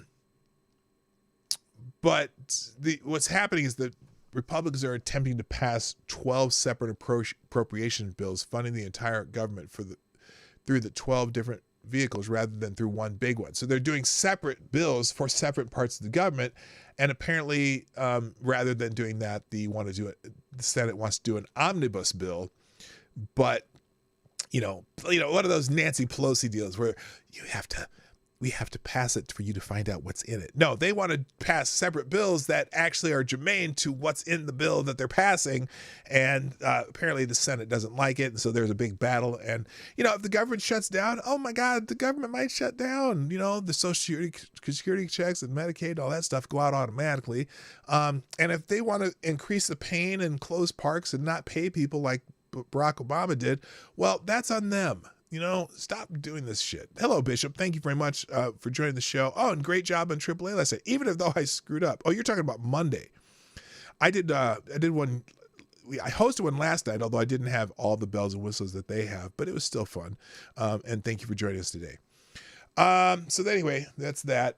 McCarthy's talking about shutdown, and it's based on immigration issues. So as we talk about immigration issues, you certainly can't forget what's happening on the immigration front. And in New York, the governor of New York is going to deploy the National Guard because of the problem with immigration. Jermaine, P-Dog with the fancy words. You sure are articulate. Oh, well, thank you. What the fuck was that? Was that a mosquito? See what I did there? All right, speaking of immigration, the New York governor is deploying the National Guard. It's such a problem in New York that they finally, even the Democratic governors are deploying the National Guard to help with the immigration problem. Oh, wait, I'm sorry. She's deployed the National Guard to help migrants file paperwork. Oh, my God. New York Governor Kathy Hochul has announced the deployment of an additional 150 National Guardsmen amid the worsening migrant crisis in the Empire State. Oh, it's a crisis now in the Empire State? Is that why she's doing something? Oh, my gosh. It's a crisis. You know what happens when Democrats have a crisis? They fuck shit up. She says... but they will be responsible for helping Venezuelans apply for federal employment authorization, not protecting the border, not helping with the chaos in New York City, not trying to figure out what to do with all these people, not trying to feed these people. No, she's gonna have them help them apply for federal employment authorization. Now, let me explain this. By FTG Kathy Hochul. She says, it is critical that we help secure work authorization for asylum seekers and migrants. Asylums, I could have sworn, is it Brazil or Chile or any of those countries are down that way, closer to Venezuela than the United States? Why are they seeking asylum in the United States? That's not how it works. Anyway, she says, we need to ensure that individuals can navigate the paperwork necessary to get them established here so they can work and start making their American dream a reality. Now, how did this come about? How the fuck did this come about? The deployment supplements the roughly 2,000 National Guard personnel already assigned to the migrant crisis. Guardsmen have had to been deployed to 51 hotels and 2 New York City humanitarian emergency response relief centers so far. Now, the deployment, here's why this is happening. The deployment follows Joe Biden's recent decision to extend temporary protected status to around 475,000 Venezuelan migrants who entered the United States before July 31st, which allows them to work here legally in the United States, likely incentivizing further illegal immigration. Oh, you think? And New York Mayor Eric Adams has called for increased state and federal funding and resources, estimating the cost of caring for migrants will surpass $12 billion within 2 years. Wow. Maybe we should send them back.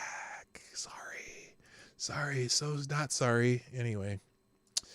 Next, by the way, the boroughs in New York City are really, actually, I don't know if this is heroic or just good thing, but the rebellious New York City borough is winning the fight against Biden's illegal hordes.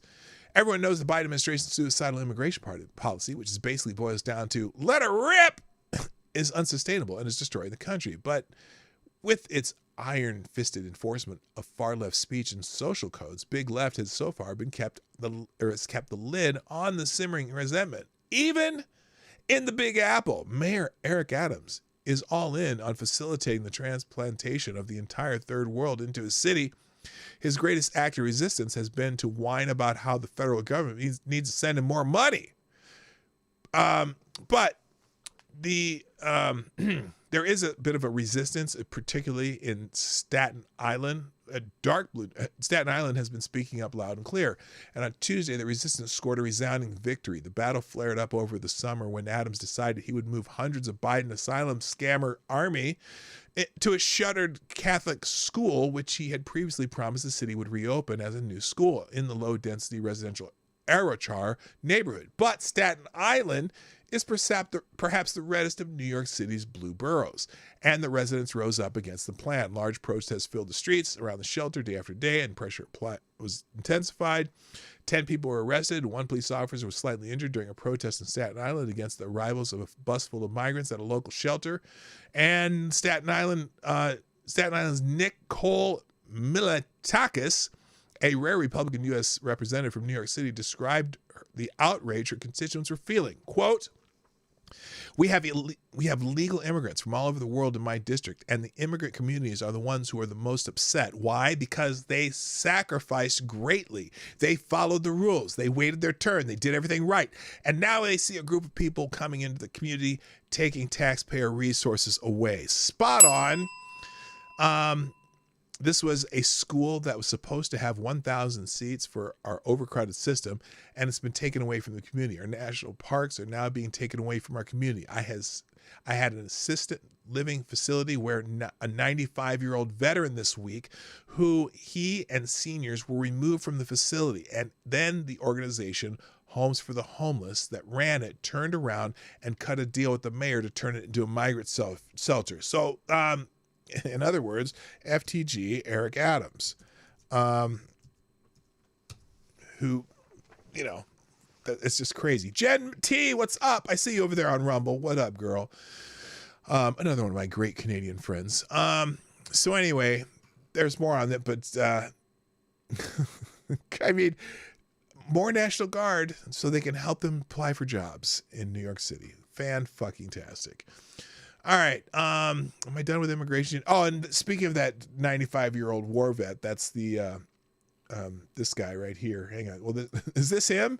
Is this the 95-year-old war vet who got the boot? Oh no, that's our president. How about you? At a time when we think we've seen it all, Biden's intentional destruction of the nation, we woke up Wednesday to see a new low. A 95-year-old Korean war veteran was booted from his nursing home to make room for the illegal immigrants pouring over the borders at record levels. Frank Tomorrow, wearing a Korean war veteran hat, claims Island Shores, the nursing home where he used to live, gave him 6 weeks to pack his shit and get lost. That's not what their exact words were, but it might as well say that. He says the thing I'm annoyed about is how they did it. It was very disgraceful what they did to the people on the island shores. Then one day there was a notice on the board. I think that gave us a month and a half to find out where we were going to go. I thought my suitcases were going to be on the curb because I'm not that fast. Fortunately for Tamaro, he has a daughter to help him. If it wasn't for my daughter, they would have been on the curb. That was it. I said, no, you're not moving me. And they said, yes, we are. Everything was done behind closed doors. We didn't have a chance to actually make any attempt to stop them because there wasn't enough time. So, and he's one of 200 people. How can they force you out of a nursing home? Is this like a city-owned nursing? This is insane. FTC New York City. Just for doing that bullshit. That's unbelievable. But yeah, that's what's happening with all these migrants. And you know, who doesn't care? Who doesn't care? Joe Biden doesn't give a fuck. Hello, Jack Gunsky. What's up? Nice to have you here. All right. This is a story I didn't get to on, was it Monday or Tuesday? I can't remember. Maybe it was yesterday. I didn't get to the story, but here's the skinny on this one. And this is in Zero Hedge.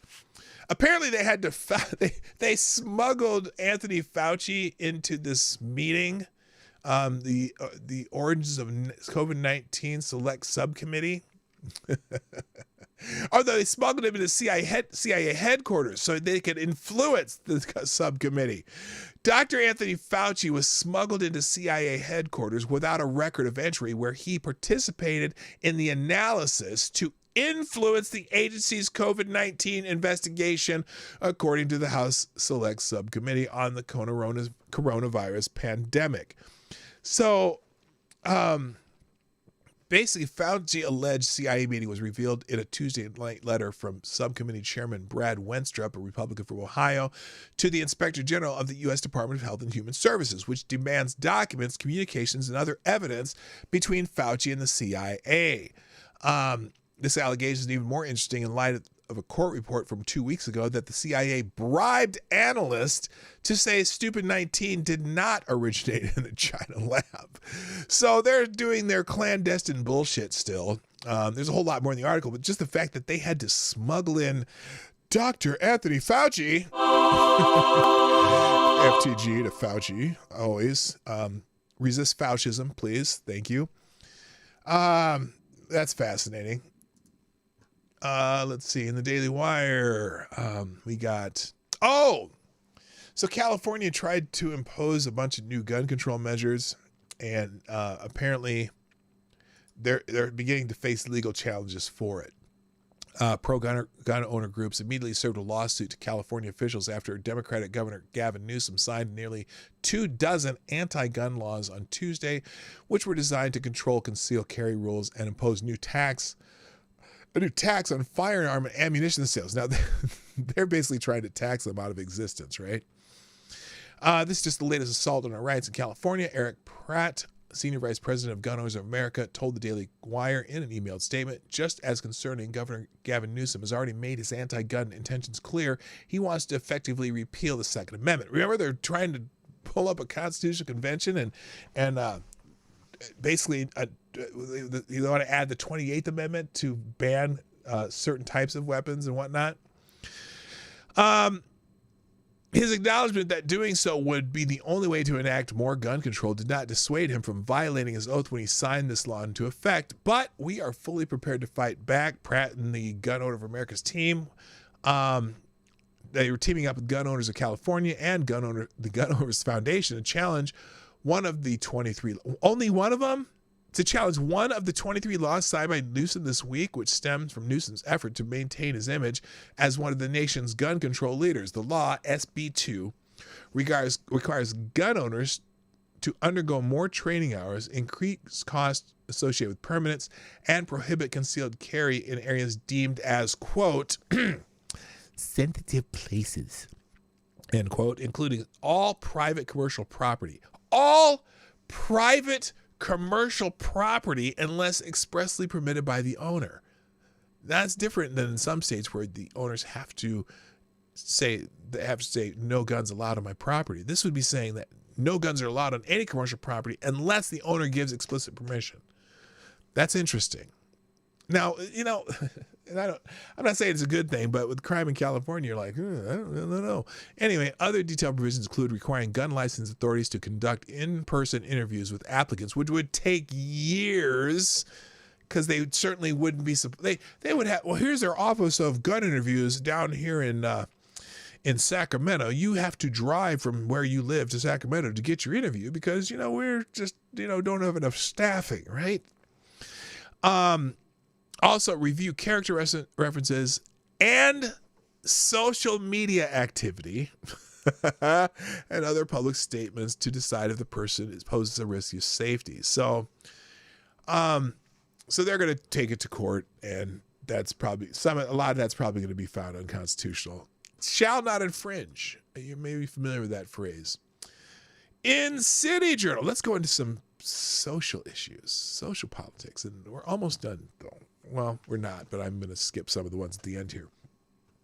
This is a great article in City Journal talking about, Johnny can't spell gay, but at least he knows what it is. That's the new theme of education these days. It's been almost 90 days since Gay Pride Month, according to the Los Angeles Unified School District. That is too long a hiatus from the imperative of immersing young children in the arcana of gay and trans identity. So throughout the week of October 9th, many elementary school classrooms in Los Angeles will celebrate, for an entire week, they're going to celebrate National Coming Out Day. October itself is LGBTQ plus History Month.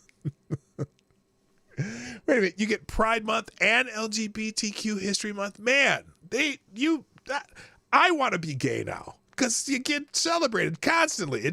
Who wouldn't want to be gay if you're constantly being celebrated? So the Los Angeles Unified School District bureaucracy has reminded what it calls the district's fabulous educators. Yes, these educators are fabulous. Other LGBTQ plus programming will take place throughout October, picking up where Gay Pride Month left off. The goals for the so-called Week of Action are so ambitious to turn 6-year-olds into budding gender and critical race theorists. But they won't be able to spell it. Hello, number one. How you doing? That's a new name in the chat too. Let's see. The LAUSD, Los Angeles, what? Unified School District? Okay. LAUSD. Teacher forwarded me the district's toolkit. They have a toolkit for teachers laying out the agenda. Use of the toolkit, decorated with a black power fist superimposed on the neon rainbow stripes. Oh, isn't that special? Is nominally optional, meaning it's required. But elementary school teachers who forego the LGBTQ programming during the week of action will surely risk stigmatization. Yes, all of you teachers must do this, no matter what your personal thoughts or what the science says. You are required to do this because we think this is more important than whether or not Johnny can spell boy, because boy is, transphobic. Anyway, so the programmer of the week was blah, blah, blah. Now, here's some examples. At the week of action start, teachers should engage kindergarten and first grade students in discussions about identity, aided by an activity called an identity map. Pupils chart their experience of a discrimination or privilege along 12 axes. They spelled it wrong. They said axes. So maybe they're going to bring in some axes. No, axes, they spelled it wrong, including race, gender, identity, sexuality, mental health, and body size. This is for kindergartners and first grade. This mapping allows 7-year-olds to see themselves through the lens of intersectionality. None of them have even learned how to spell lens, let alone intersectionality. Teachers then post the identity maps on the wall for a classroom about students' multiple identities. So we're going to identify the gay 6 and 7-year-olds early so we can make sure that we start their transition on some drugs in California, because, they love that shit. Now, each elementary school day during the week of action can be devoted to a different LGBTQ plus celebrity. Oh, because they're going to do celebrities. Awesome. Monday is Jazz Jennings Day, who's having second thoughts about her, whatever that operation down there is. That poor human being doesn't like dilating, and mom has to go and force her to dilate. Sometimes doing it, mom does it for her. Him, whatever. Ew. Anyway, Jazz Jennings Day. Jennings' fame rests on being one of the youngest children to date to claim a trans identity, assigned male at birth, quote, unquote, because you're not assigned male. Male's a sex. You are observed to be a male at birth. As Jazz publicity materials inevitably put it, Jazz allegedly asserted female identity at age 2 and was diagnosed with gender dysphoria at age 4. So see, kids, you can do it too. Jazz did it at age 2. Oh my God. What are the other days? I'm going to skip this. Oh wait, here's one. Here's what they're going to do on Jazz Jennings Day. Hello, Cannibalistic Wizard. Welcome. They recommend that kindergartners engage in the fabulous activities of which outfit and which hairdo. One day is not enough to acknowledge the fabulousness of that is Jazz in January. Oh my God. So not only doing it in October, not only is there Gay Pride Month in July or whatever month that is, in January, the school district is devoted to holding Jazz and Friends reading events, supplemented by reading inclusive books in every grade. My gosh, Jazz is just so important. I'm sorry, let me just say FTG LAUSD. Holy shit, I forgot to do it. FTG LAUSD. Oh, I got to put that in Rumble too. I forgot that. Okay, there we go. FTG LAUSD. Now, Friday, and they skipped some days. They're just going to give you, they got other examples. Friday is Carl Nassib Day, celebrating the first openly gay active NFL player. Yay! Kindergartners on Carl Nassib Day should be encouraged to take a pledge to be an ally. Oh, isn't that special? So those who do, and then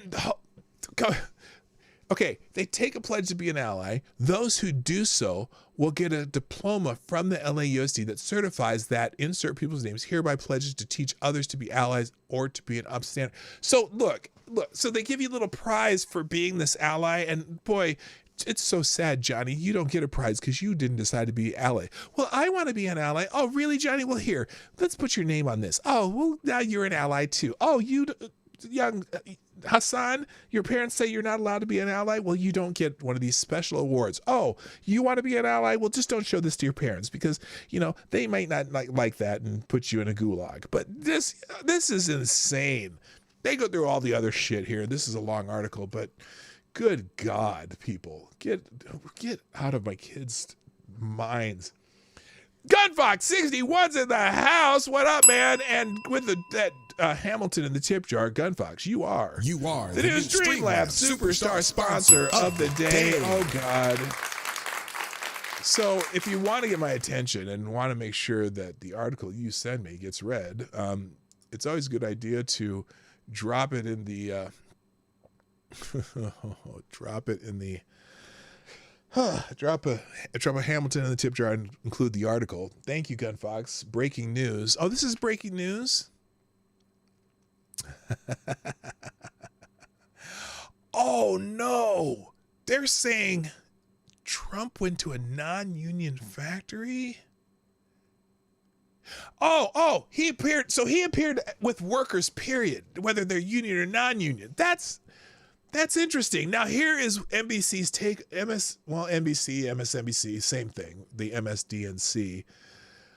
Here's their take on why Trump's appearance at a non-union Michigan factory mattered. On Tuesday, Joe Biden made history. Now remember, this is an MSNBC article, so they're going to make it sound, Joe Biden versus Donald Trump. Okay, that's their whole theory. On Tuesday, Joe Biden made history by spending 27 seconds with the United Auto Workers on strike. A day later, Donald Trump appeared at an invitation-only event at a non-union factory. Uh-oh. When Donald Trump first announced he was headed to Detroit during the United Auto Workers strike, it led to coverage that the former president would be making a pitch to UAW members as a part of the Republican outreach to labor ahead of the 2024 race. But that coverage wasn't quite right. As MSNBC's Ari Melber explained on Wednesday, yes, because they have to explain it to you. Once we look past the surface, Trump's appearance was more of a meeting with the bosses than the strikers, NBC reported on the event held near Detroit. Well, guess what? Who's the ones who brought all this material together to make these automobiles that provide all these jobs? Former President Donald Trump called for a revival of the economic nationalism that fueled a successful 2016 campaign and a visit here. They want to use that nationalism because that's supposed to be a bad word. Here on Wednesday, aimed at distracting from the second Republican presidential primary debate, but hardly any striking workers were on hand. Those who heard that the former president planned to address striking United Auto Workers heard wrong. The Republican didn't go to an auto plant in Detroit. He went to a non-union truck parts supplier in a nearby suburb. The result created an extraordinary contrast and a likely general election preview that spoke volumes to the electorate. On Tuesday, President Joe Biden joined United Auto Workers and became the first sitting president to walk a picket line.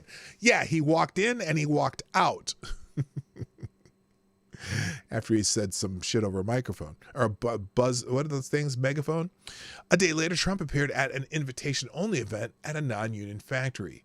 The former has a record of standing literally and figuratively with the labor, while the latter has a troubled record and a string of broken promises. Well, wait a minute. Now, I remember when Biden was talking to a union worker on a campaign one time when he was telling him, I'm not here for you. I'm here for all the American people or whatever. Because the union worker was pissed and was asking him questions that he didn't like, and he got all snappy with him. So that's how NBC is going to spin this. As for Trump's remarks, at times it seemed like he was willing to pretend that he was talking to striking workers. Get your union leaders to endorse me and I'll take care of the rest, he said, as if his audience was filled with union members. In the same speech, Trump added, I don't think you're picketing for the right thing, which was odd and a message intended for those who were actually picketing who weren't in his audience in any significant number. And then Biden-Harris says Trump dismisses workers. I don't think you're picketing for the right thing. Trump knows exactly what he's talking about, and the workers understand what he's talking about because the Biden administration wants to kill 40% of your jobs. A New York Magazine report added he also claimed that electric motors on boats can't work because they would electrocute boaters, which would be news to the outboard motor industry. Yeah, but they're not efficient in salt water, and if you get salt water on the batteries in the electric boats, you got a problem. Your boat will catch on fire. The incumbents team was unimpressed. Okay, then they talked about what Joe Biden said about it, which I don't give a shit.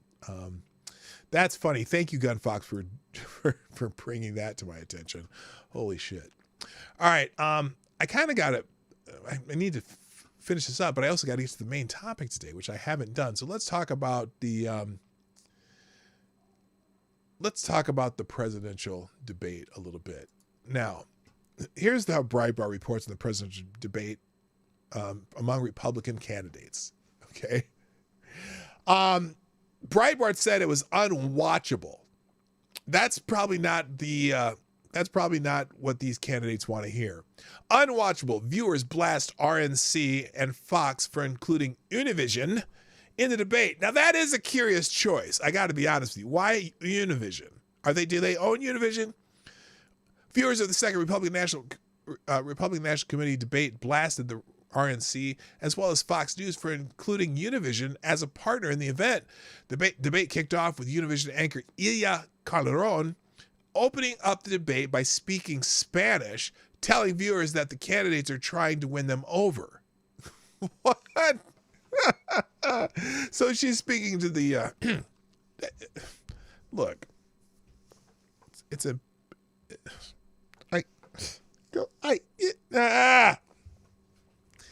it's a debate where all the candidates are speaking English.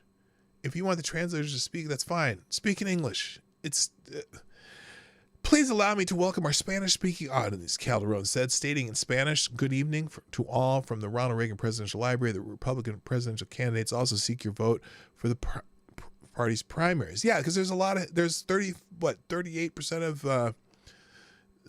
the Republican, is it like, there's a decent contingent of Hispanic Republicans, okay? Not 38%, but you know what I mean? But the irritation of the inclusion of Univision only grew throughout the night as moderators asked about gun violence, amnesty, Obamacare, and more. It's a good thing Univision is an official media partner of this debate, so issues that matter that matter to Republican voters are covered, said not one Republican primary or caucus voter. Sean Spicer observed, as one commenter remarked, it was pretty obvious when they tried to get the candidates to sign on to amnesty. So then they just have a bunch of reactions about Univision, which is basically the whole article. And that's really is the whole article. Notably, former President Donald Trump opted to speak with auto workers in Michigan on Wednesday evening rather than participate in the second debate. So that's one part of the one article on the debate. Here's another one from Free Beacon. They say it was a dud. They say it was a dud. You don't want to hear that about the debate that didn't have the guy with the funny hair. Donald Trump must be smiling right now. The former president came out on top by virtue of his absence from the underwhelming second Republican debate on Wednesday evening. Where the 7 non-indicted president candidates traded incoherent interjections and meticulously crafted zingers at the Reagan Library. Oh yeah, they all had their zingers ready. See, they learned something from Donald Trump that you can have a zinger for another candidate prepared to say. Although I think Trump's kind of come off the top of his head, these all sounded scripted. Former South Carolina governor and United Nations ambassador Nikki Haley demonstrated that her strong performance in the first debate and her ability to manhandle the boy entrepreneur Vivek Ramaswamy was not a one-off. Quote, she says, honestly, every time I hear you, I feel a little bit dumber for what you say, Haley said after Ramaswamy, the 39-year-old entrepreneur and TikTok aficionado, praised the Chinese spyware app for helping him connect with young voters. Quote, this is infuriating because TikTok is one of the most dangerous social media apps we could have. The Fox Business Network then went on to break and cut to a TikTok ad. Ha! The debate's most memorable lines were about Trump, with Florida Governor Ron DeSantis and former New Jersey Governor Chris Christie taking aim at him for skipping the event to deliver remarks at a factory in Michigan. Quote, Donald Trump is missing in action, DeSantis said. He owes it to you to defend his record. Christie said Trump bailed on the debate not because of the polls and not because of your indictments, but because you're afraid of defending your record. You keep doing that, no one up here is going to call you Donald Trump anymore. They're going to call you Donald Duck. Oh, he didn't think. Did he think of that? Did he think of that one on his own? Holy shit. That's terrible. Yet none of the candidates did anything to persuade viewers they actually wanted to stand on stage next to Trump and subject themselves to his attacks. The relatively strong performances of Haley and DeSantis are difficult to assess in the absence of the commanding frontrunner who is presumably content to remain on the sidelines. He's pulling a Joe Biden. The debate itself was poorly managed and marred by atrocious lighting and moderators who struggled to corral the candidates. At one point, they threatened to cut the mic of Governor Doug Burgum of North Dakota, who kept interrupting from the edge of the stage. Some of the questions about income inequality, so-called dreamers, and gun safety seem better suited for a Democratic debate. Of course it does, because that's what they want. Thank you, Gut Fox, for another Alexander in Hamilton in the tip jar. I will get to that in just a moment because I'm going to stick to the debate topic right now. Yeah, and Daily Caller, cut mics, expensive curtains, offensively stupid questions.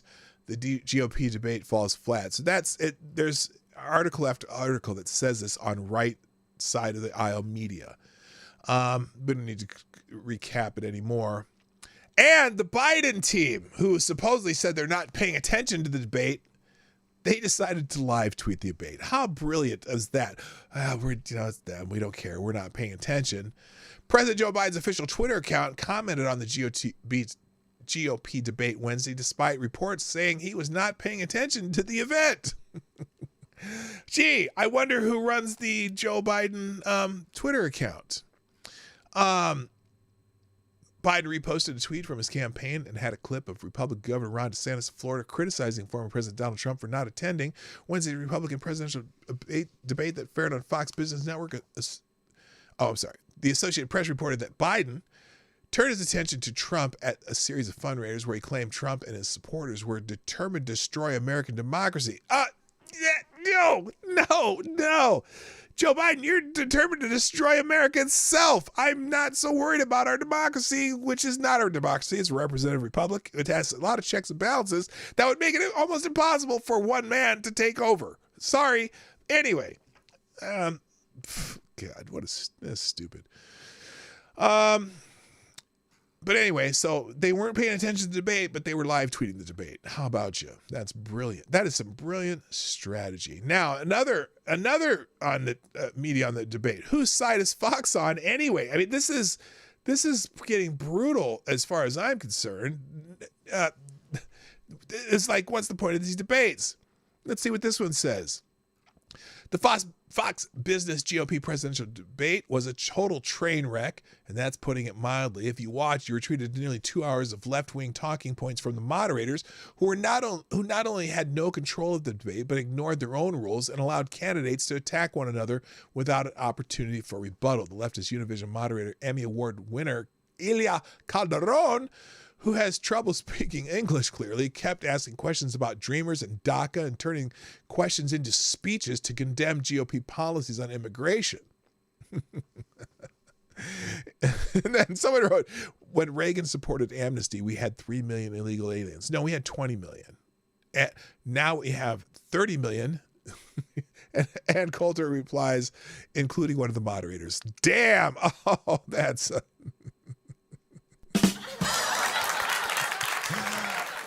Anyway, it seems to be fairly unanimous that this debate was a disaster. All right, so let's go back to Gunfox, who dropped another Hamilton in the tip jar. Thank you. You still are the Streamlabs Superstar sponsor of the day, sir. What is this one? Oh, see, now Gunfox is in the space industry. So let's see. Oh, this is interesting. And this is, this is topical as far as Gunfox's profession.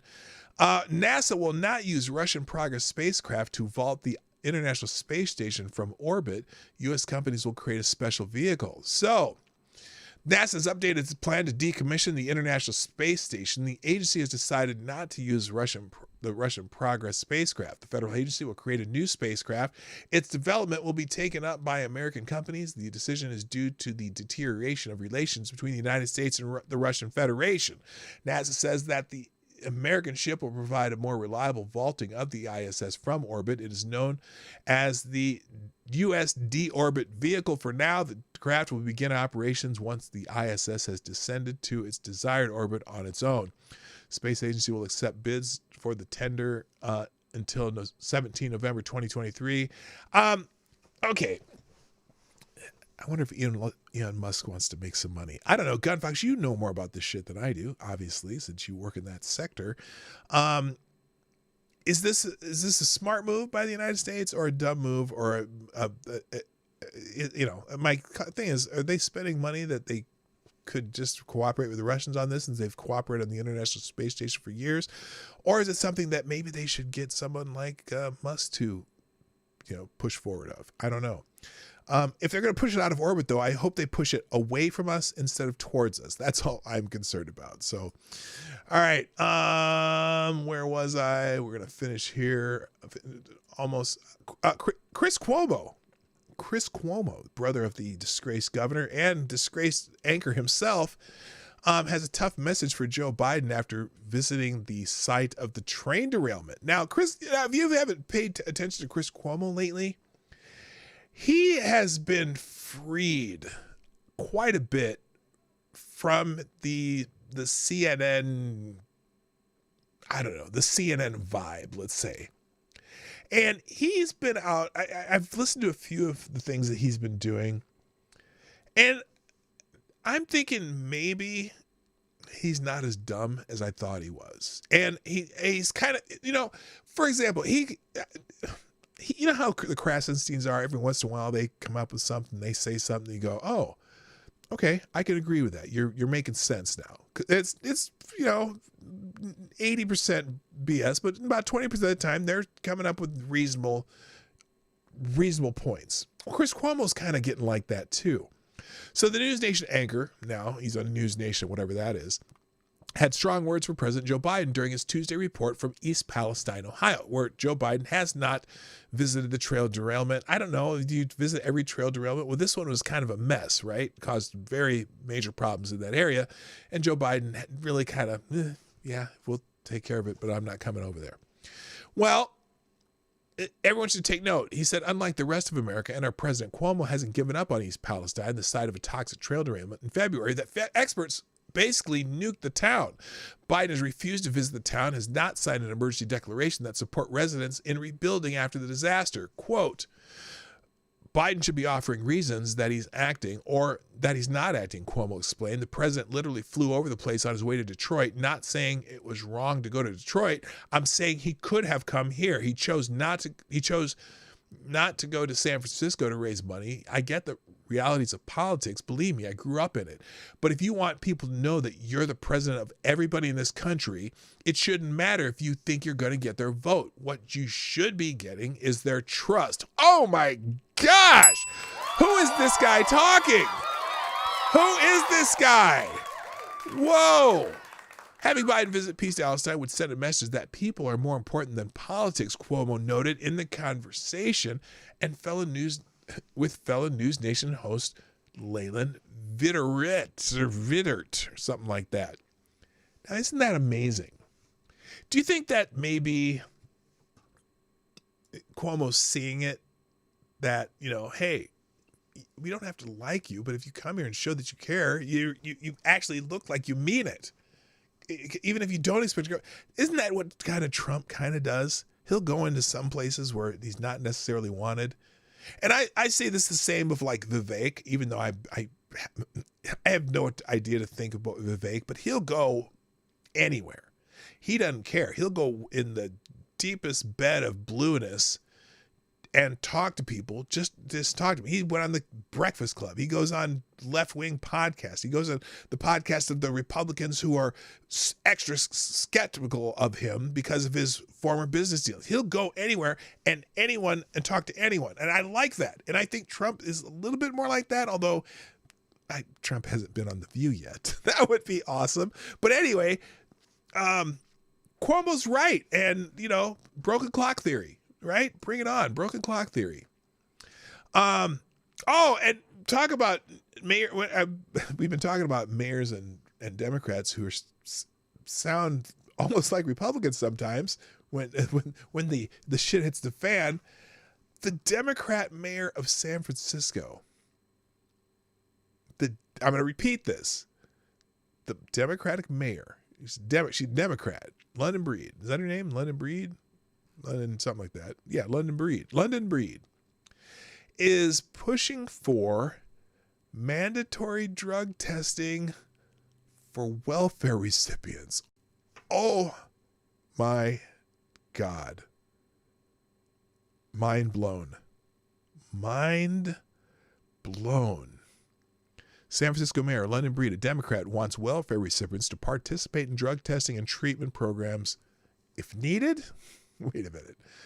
Breed thinks the requirement would help address the city's drug and homeless crisis. Holy shit. No, Breed, B-R-E-E-D is her last name. Under the proposed legislation, those who apply or receive benefits from this county audit assistance program would undergo screening for substance use disorder and participate in a substance abuse treatment program. When screening reveals that they may have had substance abuse dependency, the legislation must be approved by the Board of Supervisors. Under the new proposal, as a condition of eligibility to receive CAP, which is the assistance, individuals with suspended substance use disorder or suspected substance use disorder would be required to participate in substance abuse screenings or treatment programs funded by the San Francisco Housing something whatever authority thingy. These treatment programs would include a range of interventions from residential treatment to medical detox, medically assisted treatment, outpatient options, and abstinence-based treatment, among others, based on the needs of the clients. Individuals who refuse to do so or do not successfully engage in treatment would not be eligible to receive the assistance, and their application would be denied. Look, now there's something about this. Some people say, "Oh, this is you have HIPAA rights. You have rights not to be innocent until pleading guilty." But do you have a right to assistance? That's a big question. There's the other point. Government shouldn't be feeding or housing you anyway. That's true too. But just add assistance and no drug test needed. That's a good point.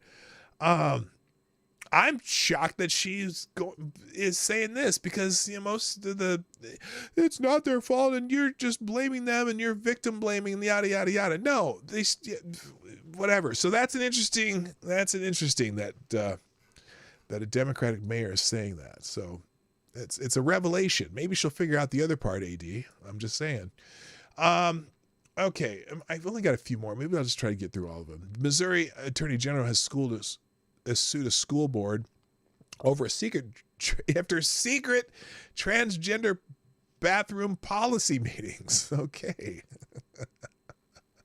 They did the meetings in secret.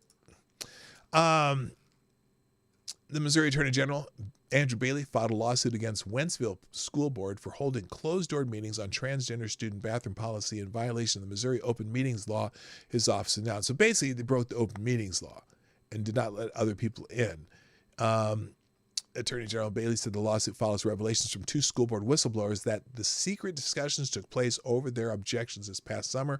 In sworn statements, they describe how the board discussed whether or not parents would be notified when their child requested a bathroom accommodation. Oh, good God.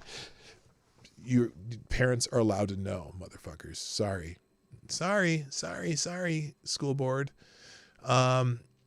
she told them exactly the kind of information parents, especially those with daughters, would want to know, that there was a male student that was using the female restrooms at one of our middle schools, and that that person would be a freshman this school year. She continued to say that the girls do not mind. Oh, do they? Really? The girls don't mind. Just some kid with a penis in there.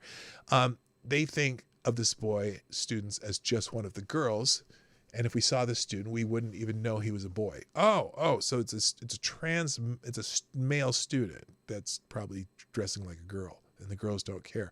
Well, in girls' bathrooms, they have stalls and shit, I suppose. Still though, but it just opens the door for a lot of other shit.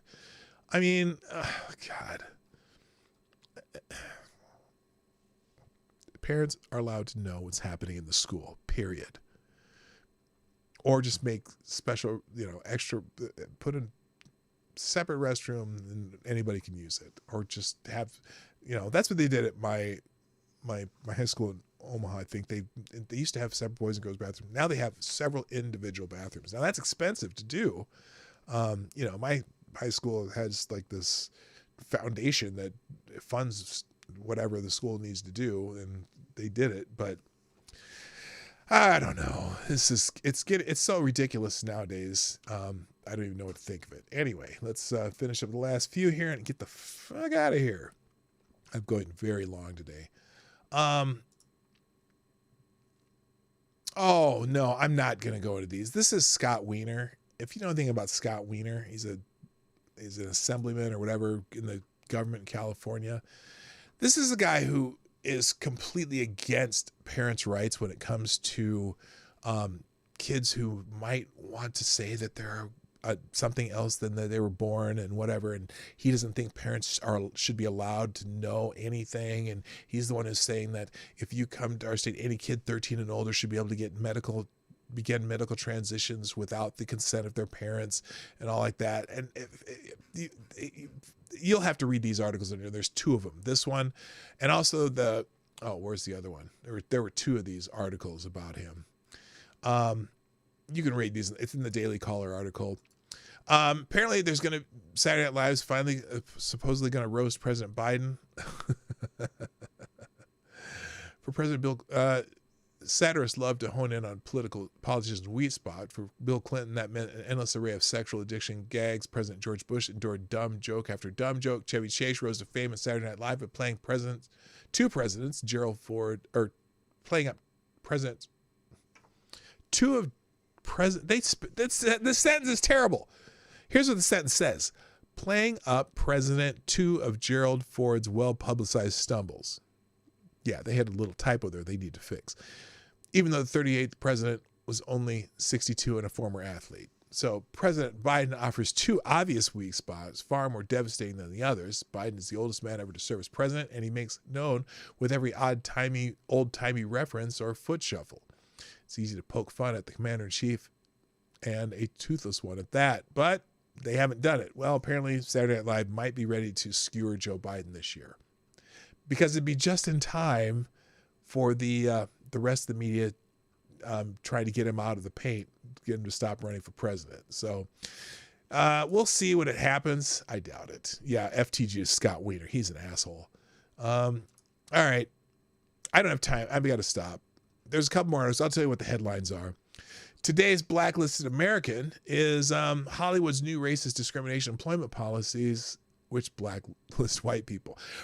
You don't even have to, I don't have to read this article. I watch enough TV and see enough what's new coming out on Netflix to know that, man, they are just, well, look at commercials, because I'm like, it's a running joke with me and my wife because I'm melanated, she's not. We laugh. Are there still white people in commercials? Oh, usually they're the dumb ones, but if they show up. But anyway, they're coming after you next. According to a lawsuit filed by nonprofit legal firm First Liberty on behalf of James Harker, a white film electrician, the film industry has set up a racially segregated apprentice program that specifically excludes whites and is designed only for minorities. When Harker complained about the bigoted nature of this program, he was then blacklisted and has no longer been able to get any freelance job despite 27 years of experience in the industry. You can read the lawsuit in the link that they give. The program itself is called Double the Line. Its purpose is to force film companies to hire one minority to match every crew person it hires hires normally. That minority will be paid a full, if not higher salary, regardless of his or her experience or training, and will later receive favored treatment in hiring. I should go work in Hollywood. Holy shit. I could just get a job and do nothing and be paid. Good God. In order to push forward a demographic shift, as noted on the equity and inclusion website of the Association of Independent Producers. Oh my God. Hey, sorry, audience. I know most of you are white, but I might be moving to Hollywood because I'm going to apply for those jobs and just hang out and see what I can learn. I'm just kidding. Anyway, in the Federalist, and this is another Victoria's Secret diversity rebrand is unrecognizable, not a touch. So Victoria's Secret is failing because now they're hiring a bunch of fat, ugly models. That's kind of what it is in the name of diversity. Now they're putting a lot of people of color and stuff, but they're also putting a lot of weirdos in there. And some of the people of color are hot, but then they add in the weirdos and the fat girls and it's not what, look, Victoria's Secret was always a fantasy. It was a fantasy of if you wear Victoria's Secret, you'll look like one of these hot chicks, and they're kind of walking away from that because they got the social justice people trying to knock on their doors. So I'm not going to read the article, but it is here in the links today. And then let's see. Finally, this is the last. I have one last one, and then I'm out of here. I'm sure my wife will be glad to see me come upstairs. Here, and don't take that out of context, please. A group of astronomers is calling for the renaming. Get this, Gunfox. Do you know about this? There's a group of astronomers calling for the renaming of the Magellanic,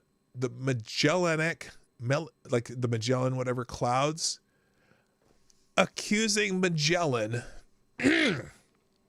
of course, of racism. Stop racist! A new group of about 50 astronomers are now demanding that the Magellanic clouds in the southern hemisphere be renamed because they don't like it that Magellan was both a man of his time and also a white European explorer. You're fucking a white male! Here's the quote. Magellan's name is not... Now, remember, Magellan is the first European astronomer, whatever, sailor, whatever, explorer, whatever, to sail around the south tip of South America, right? So they have the southern constellation named after him.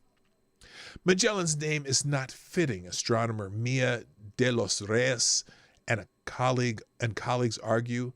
The leader of the first expedition to successfully circle the globe, Magellan enslaved and killed indigenous people encountered on the voyage, which set out from Spain in 1519.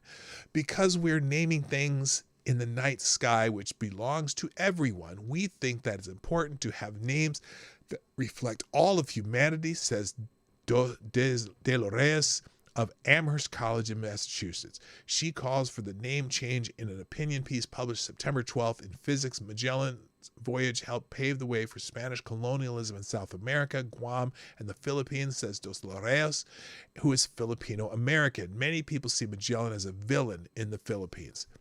He's the first person to circumvent the globe. What are you talking about, you ho? No matter that Magellan was a great explorer who sacrificed his life to finally prove without a doubt that the Earth was a sphere, no matter that he was the first person to document the existence of the Magellanic clouds, which is why they're named after him, he was white and European, and thus his place in history must be canceled forever, according to this group. Oh my God. Look, can we just accept the fact that the world is a shitty place and humans are shitty in general, that, there's a whole bunch of things you could complain about being bad in the world, and yet we still live our lives here? Does the name, the Magellanic or whatever clouds, really cause you that much consternation and harm physically that we have to change the name because of your sensibilities? The first man to circumvent the world discovered the fucking clouds, and whether his actions towards other people in the world were similar to everybody else's of that time, when everyone was fighting for land and space and whatever, and everyone was conquering everybody in every part of the world, and people killed each other with poison darts and guns and knives and spears and arrows and all kinds of rocks and whatever. This world has been fighting for millennia. And you're out here saying, wow, this one person needs to be a special, we have to change this name because it hurts my feelings. You know what? I hate the words get over it, but get the fuck over it. Okay? Look, I have people who were conquered in my history. I have people who are triumphant in my history. Everyone has, every subset of human groupings have been fighting for years and conquering for years, and nobody were these just peaceful,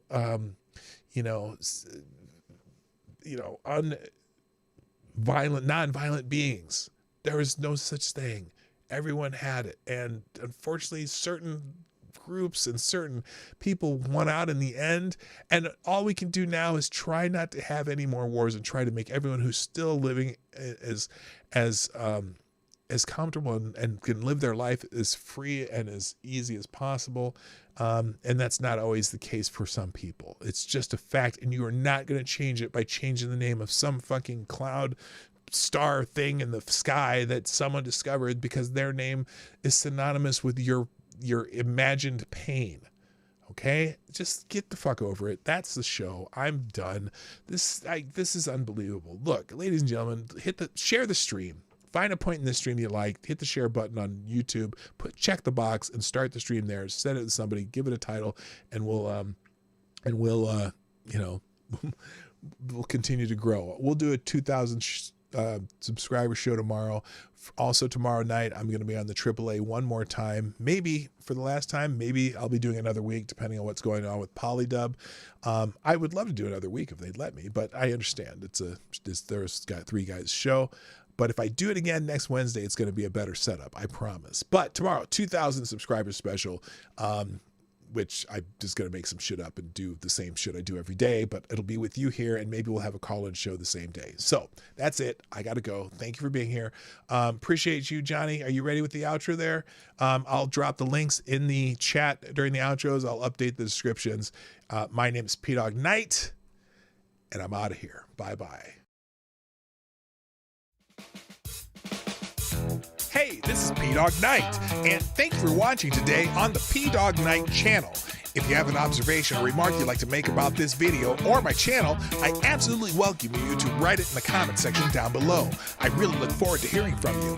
And before you go, if you like what you saw but you're not already subscribed, please make sure you hit the subscribe button and definitely click that bell that pops up afterwards so you'll be notified when I post new videos or when we go live. I broadcast my live show, The Morning Night Live, Monday through Friday at 10 o'clock Eastern, 9 o'clock Central. A special thank you to all the supporters of this channel who share our videos on social media and who make donations through Streamlabs, YouTube, Venmo, and Cash App, which are all linked in the description down below. Thanks again, and until next time, I'm P-Dog Knight, and I'm out of here.